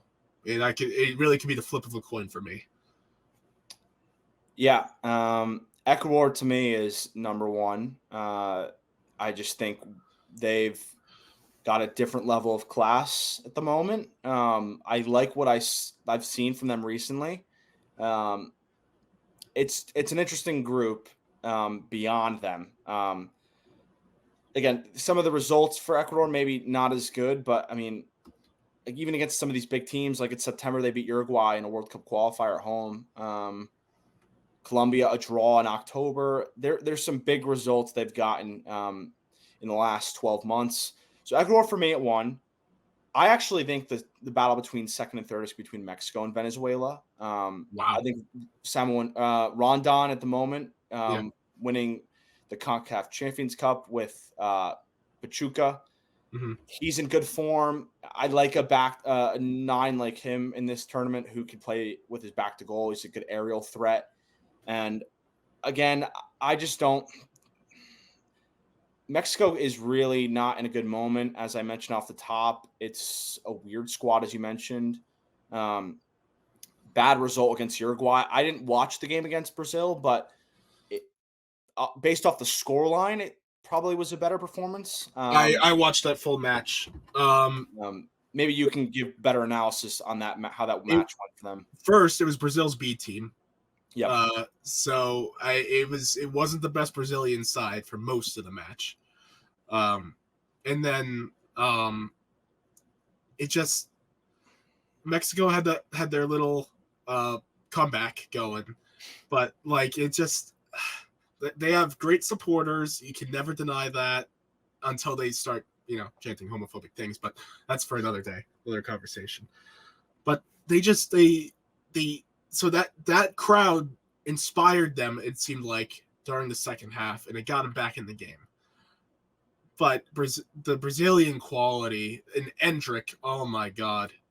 Endrick is so damn good, and I cannot wait to watch him at Real Madrid. But his goal at the very end, I mean, I'm glad that game did not end in a draw, because I felt like it was I don't know.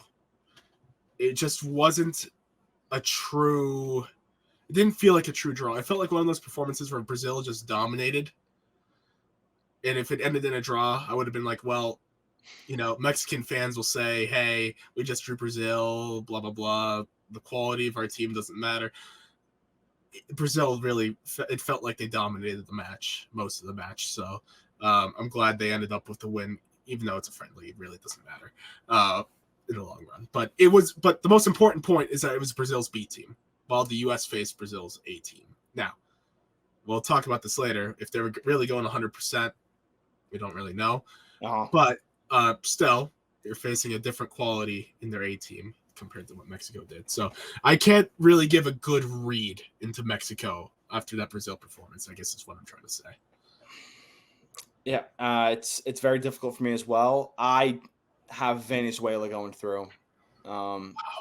It might be a bit of a shock, but to me, Mexico is just, I'm not seeing enough to convince me that they're at the quality to go through. It's just been too inconsistent. As the squad is just not at the level it's been in the past. I think it's very, very, very difficult for them to get positive results in all of these matches, really. I think Jamaica will give them a good match, a one that's going to be very tight. And what's interesting is if we look at some of these other predictions, Jacob has Ecuador and Jamaica going through, and Mexico finishing last. Wow. Yeah. And then if I quickly pull up Ricardo has Ecuador and Mexico, and then Venezuela and Jamaica. So, yeah, I think all of that variety kind of tells you how wide open that second spot is. I think it can go all three ways. Maybe not Jamaica for me. Maybe I don't know what this Leon Bailey thing is going to wind up finishing as, if he remains in the squad, if they replace him. It's just really confusing from that point. I feel like, yes, I don't know if Jamaica can advance without Leon Bailey, but I think on paper they're still better than a Venezuelan side that, your Rondon has played well, but remember, he's 34 and he's not, playing against the greatest of talent in the Pachuca, compared to a Jamaican side that still has players playing overseas. Mm-hmm. and like, so, and some respectable players. So I think Jamaica's theme of this episode for me is quality, and I think Jamaica on paper has better quality than Venezuela. But you're right. Maybe I'm underrating the whole behind the scenes situation and how that might affect Jamaica, and that could help push a Venezuela to maybe advance further. So yeah. So all over the place in Group B, but we'll see how this thing unfolds. Interesting. It's definitely, I'll say this, for me, it's the most interesting group of this Copa America. Yeah, I would agree. I think by far. Just overall 1 to 4, but yeah. Let's move on to the one we're all focused on, which is Bolivia, Panama, Uruguay, and of course the United States. I think a lot of people were worried about the U.S. Going into this thing after the way the Colombia match unfolded. And of course, we'll discuss this thing in detail, I'm sure, next week. But I think it's pretty straightforward in this group now. And maybe that is not all that different after the Colombia match. Maybe some were a little too worried about the U.S., but to me, this is pretty straightforward. Uruguay, USA, Panama, Bolivia. Do you see it any other way? No, I agree completely with you on that. I do have, I've got a lot to say about the U.S. The most U.S. friendly window ever, by the way. Tactical manager shout out. He put it in the best way possible, and I actually like to use it now because I've been pointing this out forever. The U.S. always has an awful first match in the friendly window, and then like a performance in the second match that makes you think, okay, they're playing better, and gives you like a false sense of hope entering their next phase of whatever they're entering. And so he called it Dr. Jekyll and Mr. Hyde. And that's who the U.S. are, and I think it's just spot on. And this window is just perfectly encapsulated that. But I think we're going to talk a little more U.S. next week, so I'll wait to discuss that then. I'm sure I'll mention some points during this episode too later. But yeah, I think this group is very straightforward: Uruguay, U.S., Panama, Bolivia. Who I probably the worst team in the tournament, Bolivia.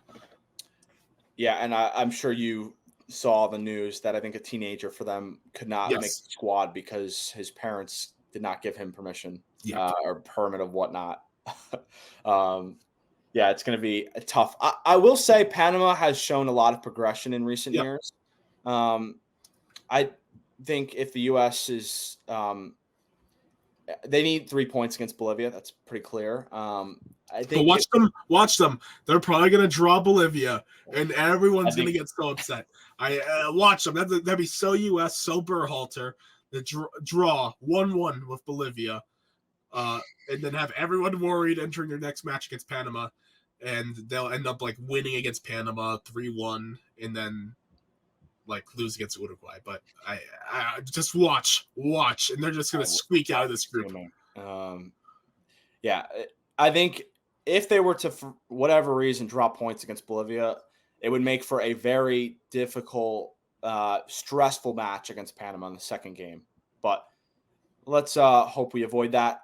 Both Jacob and Ricardo have gone in the exact same order as the two of us. So pretty easy in Group C. Group D should be more of the same. It's obviously Brazil, Colombia in great form, by the way, Costa Rica and Paraguay. Is it pretty simple top two there? Yes, but you might be shocked. I have Colombia 1. Okay. And I've been on this bandwagon for weeks, months. And then of course Colombia decided to go beat the US 5-1, and now everyone has the same take as me, and I'm very upset about that. But I think right now Colombia, I mean, if you watch Brazil, it's just they haven't turned it up a level in a while. Like even during World Cup qualifying, they're a little shaky. It's definitely not their most talented side they've had. But Vinicius Jr. looks completely different. in a Brazil kit as compared yeah. to his Real Madrid form. I mean, it's insane how the drop off he has playing for international. I think Rodrigo is still playing very well, Yep. club and country. But I think Colombia right now are just. I think they're the cohesiveness, the chemistry. They all love each other. I think Luis Diaz is infectious. The level he plays, always going 110%. I'd argue the best dribbler in this tournament too. Oh, definitely. The ball in his feet, as you would well know as a Liverpool supporter. Mhm. But I just think right now Colombia, and add to the fact they haven't lost in 2 years, and the last time they lost was against Argentina. So I mean, and they did beat Brazil in World Cup qualifying in Colombia. And of course, if you remember, that was the emotional Luis Diaz Right. game with his father in the stands dropping after he scored. But that I mean, just a legendary moment for Colombia football history, and I think that continues onto this Copa America, where they'll end up being first in this group, and then probably getting the U.S. again. So that's fine. What do you have in terms of 3 and 4? Paraguay 3. I think Paraguay can be sneaky. I don't think anyone's overtaking Colombia or Brazil in this group, but Paraguay, they got Biggie Almiron. I mean, they got some sneaky players in there. Watch out. They could definitely, in the battle for 1 and 2, I could see some drop points against Paraguay, affecting the way 1 and 2 shapes out. It could still be Colombia, Brazil, but that might be the difference. So watch out for that. I think Costa Rica is clearly 4 here. I think that's pretty easy. But Paraguay sneaky side, so don't count them out. Yeah, another name to watch out for is Matias Rojas, the player who recently transferred to Inter Miami, had a great free kick goal a couple weeks ago. They got some guys in Europe. And CISO.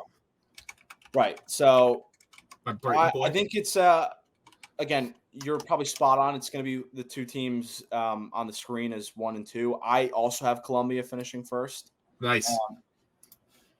It's there will be drop points against Paraguay from at least one of those two teams, I think. Which one of those it'll be to be determined. But I do think Colombia is in a great spot where they might get Brazil, not with their full confidence just yet at this point in the tournament. I think Brazil will be ready to go for the knockout stages, and they'll be playing probably their best by then. But Colombia, to me, is just in too good a form to count them out. I think they could possibly win that match against Brazil, or certainly get a result that helps them top this group. For Jacob, he's also going in that same order, except he's got Brazil at the top. Okay. Yeah. He's got Costa Rica at the bottom. And I believe Ricardo is also in the same boat with Brazil at the top. He is. The only difference for Ricardo is he has Costa Rica third, and Paraguay fourth. So everybody's got the same two going through, but some changes in who finishes first. And, of course, that one switch between 3 and 4. That's all the groups. I think we should definitely start discussing. We can go wherever you want with this dark horse boot. Well, we're on the topic. Let's do dark horse, because my dark horse is Colombia. I think Colombia has a chance to go very far in this tournament, especially if they finish first, because that probably means they get the U.S., who they just demolished in Landover, Maryland. So if they beat the U.S. again, then they're already in the semifinals. I think that would be a great run for Colombia to get to the semifinals at least in this tournament. That would mean they get the winner of Uruguay Brazil in that case, which would be very formidable and tough for them in the semifinal. But I still would give them a shot against one of those two sides. So I think they got a really good chance to go very far in this tournament. And I guess you can't. I guess you shouldn't really call a team that hasn't lost in 2 years a dark horse. Right. But I still Yeah. feel like Columbia, Is until still very recently, Mhm. they had this amazing stretch overseas where they beat Spain Right. in England, and they beat Germany in Germany.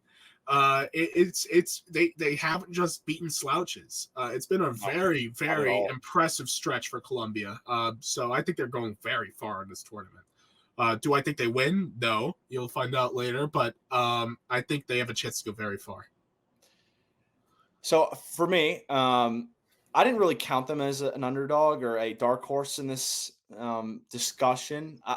Maybe on the betting market, and as you've mentioned, kind of across the world, it's, or at least in this region, they're kind of not being given enough respect. I think just because of there not being too many teams, it's hard to pick a true dark horse. Yes. So I'm just going to go and be a homer and take the U.S.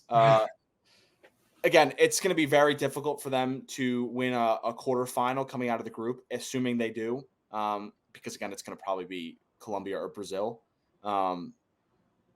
Again, if they can somehow get through one of those two, then obviously the optimism changes. Will they be able to go and win this whole thing? I highly doubt it. It'd be one of the greatest moments of my life as a soccer fan. But they do have the quality in terms of the squad to match some of these teams. Tactically, in terms of the manager, it's a different story.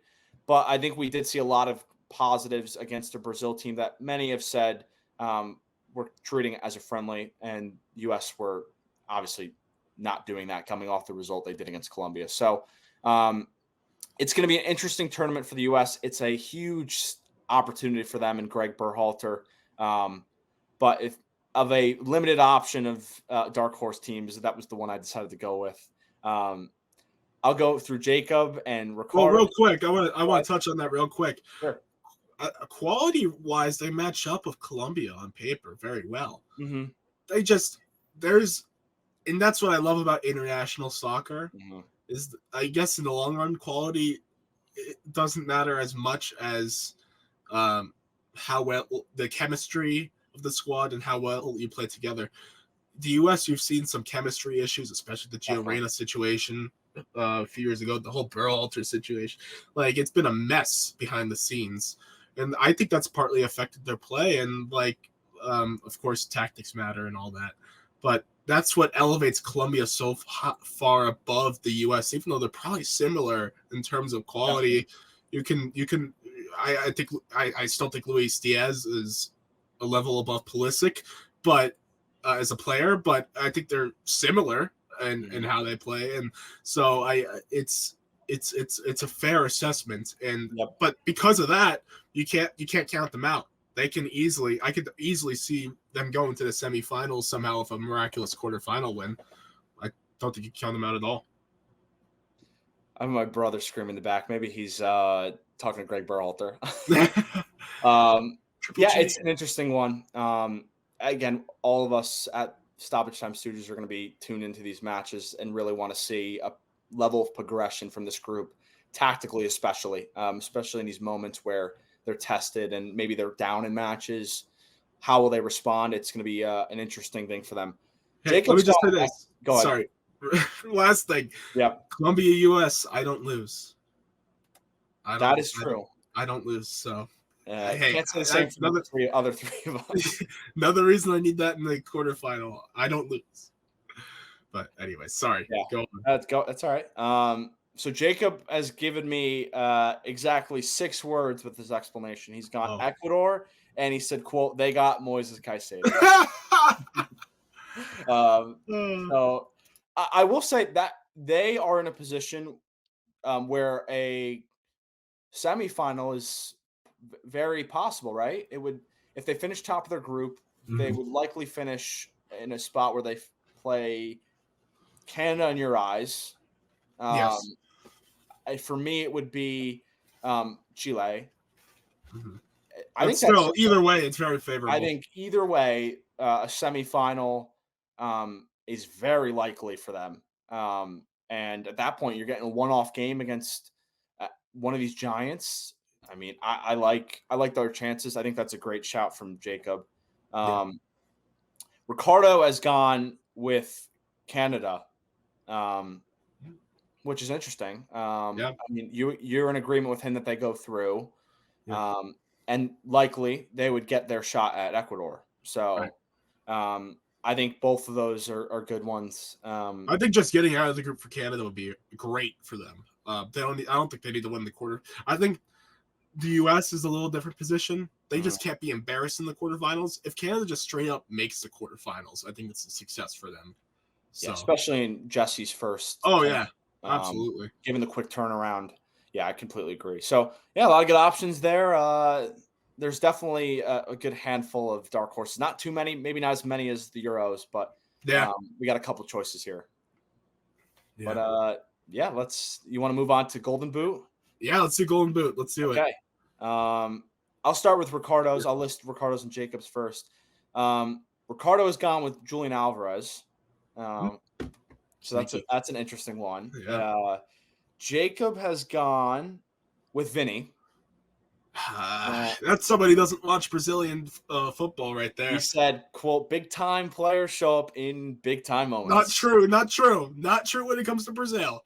Real Madrid, yes, not Brazil. Hey, you know what? Maybe he turned it around. And I mean, you see what Vinny did to his hair? It's not a, I guess, impossible thing. No, it's not impossible. It needs to take something. It needs to take an outlier from Vinny to have that happen. So it's very unlikely. I think Endrick ends up scoring more than Vinny in this tournament. Yeah, he's already matched them in goals. Rodrigo or Vinicius, more goals? Oh, Rodrigo. In this tournament, okay. Rodrigo. Absolutely. Yeah, I could see it. All right, who do you got for Golden Boot? It's your boy Darwin. You'll see why later. I just think, talking about he started it nice and hot against Mexico with his nice little hat trick of tap-ins against them. What an embarrassing Mexican performance, but I think that's just going to continue all tournament. I think Uruguay is poised to go very far in this tournament. I think, get a favorable bracket. And I'll explain why, but I think because they have a chance to go very far, and Darwin's going to get a lot of opportunities to score from, and he's in good form. I think he's the bet. I picked them before I checked the odds, and I think they're listing him as the odds-on favorite to win the Golden Boot now. So I think a lot of bettors are looking at Darwin Nunez just like I am. So Darwin. I wish you and me weren't the only two here because I also have to go with him. Hey, no, respect. Yeah, we're on the same understanding here. What I will add on is I think he's going to score a ton of goals against Bolivia. And yes. As well, which is going to give him a huge lift into this Golden Boot race. I would not be surprised if he winds up scoring. He could torch the U.S. I mean, talk about how slow the U.S. are in the back. Yeah, I could see a scenario where he scores, I don't know what's an unrealistic number, five goals in the group stage. Yeah, that's fair. Maybe more. I would, right. I mean, you're spot on about the U.S. Just the nightmares of thinking of Darwin versus Tim Ream in space. Oof. Yeah, it's going to be an interesting test against everyone for Uruguay because, again, really good form. Darwin's playing well at the moment. I expect him to have a big tournament and score a ton of goals. Yeah. Let's then go right into player of the tournament. All right. I'm going to do the same thing. It's going to be Darwin. I think there's a couple couple different guys for Uruguay if they were to win the tournament. Which one of them is the guy Jacob's gone with, and Federico Valverde. I think there's a couple people for them that could be in contention for player of the tournament if they were to go on a deep run. But I think if Darwin scores a ton of goals and plays a key role in a deep run, it's hard to go against him. I'm gonna, sometimes it's just too easy, and you try to make it hard on yourself. I have to go with Leo. I'm gonna go with Lionel Messi. People are gonna say, "Hey, he's of Inter Miami now. Hey, he's not like facing the type of talent someone like a Darwin Nunez is facing every day. He's still Lionel Messi." And I think Argentina, spoilers, has a chance to do something massive in this tournament. And so I think if Uruguay wins, I think Darwin Nunez is player of the tournament. Mm-hmm.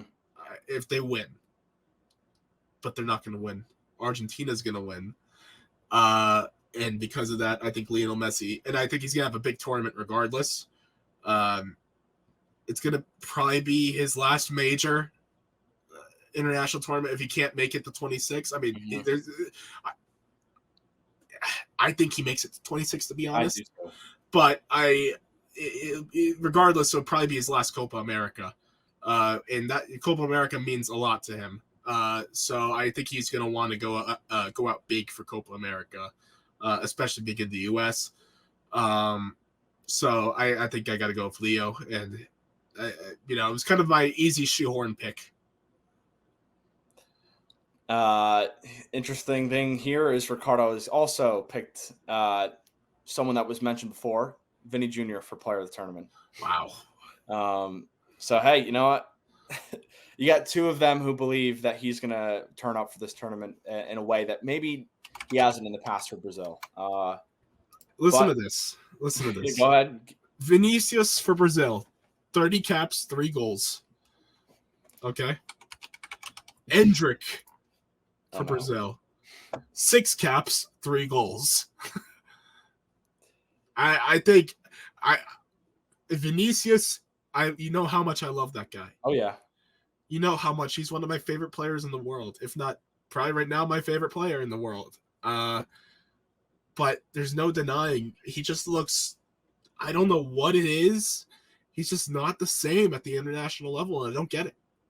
It's not all there. But yeah, no, that's why I can't pick him. But honestly, if he has a player of the tournament run, that does solidify his Ballon d'Or candidacy. So that would very much help him in that race. Going off past his history and past experience of Vinny, I think it's going to be a rough tournament. What I will say on his tournament and what's coming for him leading into this thing, it's his first opportunity to make him the number one guy for Brazil. Yes. No Neymar in the mix. Yep. So it's a huge opportunity for him coming off an incredible season with Real Madrid. He needs to take it. It's not going to be handed to him this, being the golden boy for Brazil. He needs to go after it and go get it. And a huge tournament would solidify that for me. There's not really anyone at the moment that is at the same level, maybe in terms of trying to be the golden boy. Endrick's obviously well on his way. But I think this is a massive opportunity for him. Well, if you notice too, Dorival Jr., who's now the coach of Brazil, he was running Vinicius and Rodrigo up top the same way Carlo did at Real Madrid. That is a little different for Brazil. Maybe that changes things. Maybe it allows them to get more space on the left-hand side. So maybe that could help. But I just think until Brazil gets a better, probably they need a European coach, I think, which is why I thought it was smart to go after Carlo. I'm glad Carlo didn't end up going there. But the Brazilian coaches always end up floundering for the national team. And I'm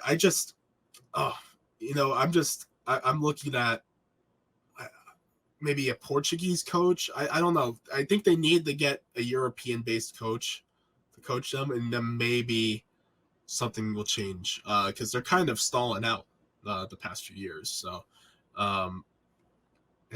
but that's why I'm not as high on Brazil. That's fair. Yeah.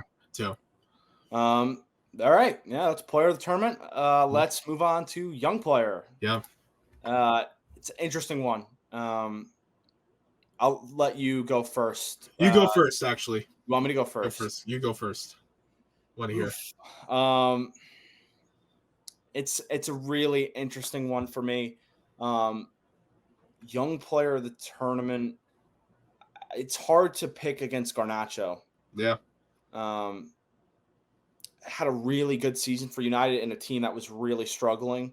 And if Argentina, do what we all expect them to do and find themselves at least in a final, I think he's a bright spot for them. The interesting thing is Jacob has also picked him, and I believe if I remember correctly, Ricardo also has. So hoping that maybe you have somebody different. Oh, I do have somebody different. So don't Wonderful. worry. And I kind of spoiled it already. Endrick. I mean, man, lights out pace. I mean, this guy is the fastest player I've seen on the pitch in a long time. Oh yeah. It's unreal. It comes right out the gates at 99 pace, and his skill on the ball, his power already just in these first few matches for him, he just looks like a natural, and nothing.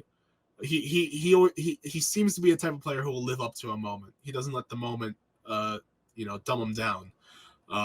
Just in his few performances, I mean, that stretch where he scored against England, Mexico, and he scored against one other team I'm forgetting. But he's had a really good stretch already for Brazil, and I think that continues on the Copa America if he gets enough playing time.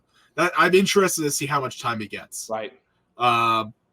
Because I do think while Vinicius and Rodrigo are fast, shifty players, they don't have the pace that Endrick provides, and I think that could be a change-up that Dorival Jr. goes to often. Maybe off the bench, bring him on in the 60th minute if they need a goal, and he provides that fast as like a super sub. So I think Endrick will be that player.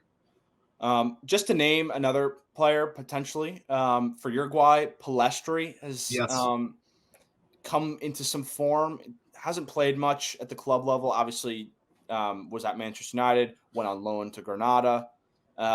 He could have a big tournament as well. And Darwin's in a position where he needs some support. He can provide that. So just another name to watch out for. But this is the moment you're all waiting for. Who is going to win Copa America? Andrew. Oh boy. Still, you're reigning defending Copa America. I'm going Argentina. Yeah. I think the final will be Argentina Uruguay, and because it's Copa America, it's going to penalties. I don't care. You can't have a Copa America final without it going to penalties. If it doesn't go to penalties, it's fake and Mickey Mouse. So this is going to penalties. 2-2 will be the final. Then Argentina will win 5-4 on pens. So I think that's what will catapult Messi to being player of the tournament. But like I said, if Uruguay finds a way to flip that, I think Darwin's the player of the tournament. But I'm assuming because you picked Darwin to be player of the tournament, I'm guessing you picked Uruguay? I picked Uruguay to win. I think it's going to be a crazy tournament for him. I think they do match up with Argentina, and it's going to be an incredible match. Yes. It's really they're in a position right now where they can match up with Argentina really well, and I think they would win. Can I just say this final will be Argentina Uruguay 10 times more entertaining than anything the Euros will provide. I think this match will end up being so much better. But anyways, go on. And then our other two, Ricardo and Jacob, have not picked either of those teams. They've both picked Brazil to win. Yeah, it's interesting. I think it's those. Do you think Colombia could win? Let me ask that because everybody other than them has been mentioned in this final per se. I think they can maybe make it to the final. Yeah. I don't think they can win the final, especially if they match up with Argentina. I don't think they can't match up with that quality, but But I think Colombia, I mean, I picked them as a dark horse for a reason. They can go on a run, and I think they're very capable of it. I just don't know if they can find a way to squeak one out in the final just yet. But if they win somehow, it would be, oh my God. What? Oh my God. I can't imagine the scenes in Colombia, that achievement after being disrespected for so long, and just the history of soccer in Colombia. Oh my God, a Copa America win at this stage with players like Messi in the tournament still. You still have players like Vinicius in Brazil and Darwin in Uruguay. Just it's a loaded CONMEBOL, and for Colombia to pull that out would be impressive. And speak, Luis Diaz would be a legend. Oh yeah, would be a Colombian football legend if he can find a way to pull that out. But I don't think they can. fair. Yeah, it's going to be an interesting tournament. I'm interested to see how much drama we can get. You're lobbying that we could potentially get a more interesting final. I think you'll get, no matter what. Like so as you heard earlier in the episode, I have France and Germany. Yeah. But I think the Euros, it's not going to be it's going to be in Germany, so it's going to be a very pro-German crowd if the final happens to be what I predict it is. Mm-hmm. But I just think it's the South American fans are so much more ruckus, and Copa Americas, I mean, the physicality, the trash talk, I think the intensity will be on another level. And I just think, I mean, especially if it goes to penalties, I don't think the Euro final is ending in penalties, at least my Euro final. The fact that this goes to penalties already makes it more entertaining, in my opinion. So that's my main prediction. All right. Is the Copa America final. I guess no matter what it is, it'll be more entertaining than the Euro final. All right. Well, I hope you're right. I'll take those odds. I bet it's plus money. I'll take it all day. Yeah, I love it. All right. I think that's all for us. Yeah. If you've been watching the entire way, we really appreciate it. It's a little of a longer episode, Yes. just over 2 hours. If you're just watching Copa America, we also appreciate it.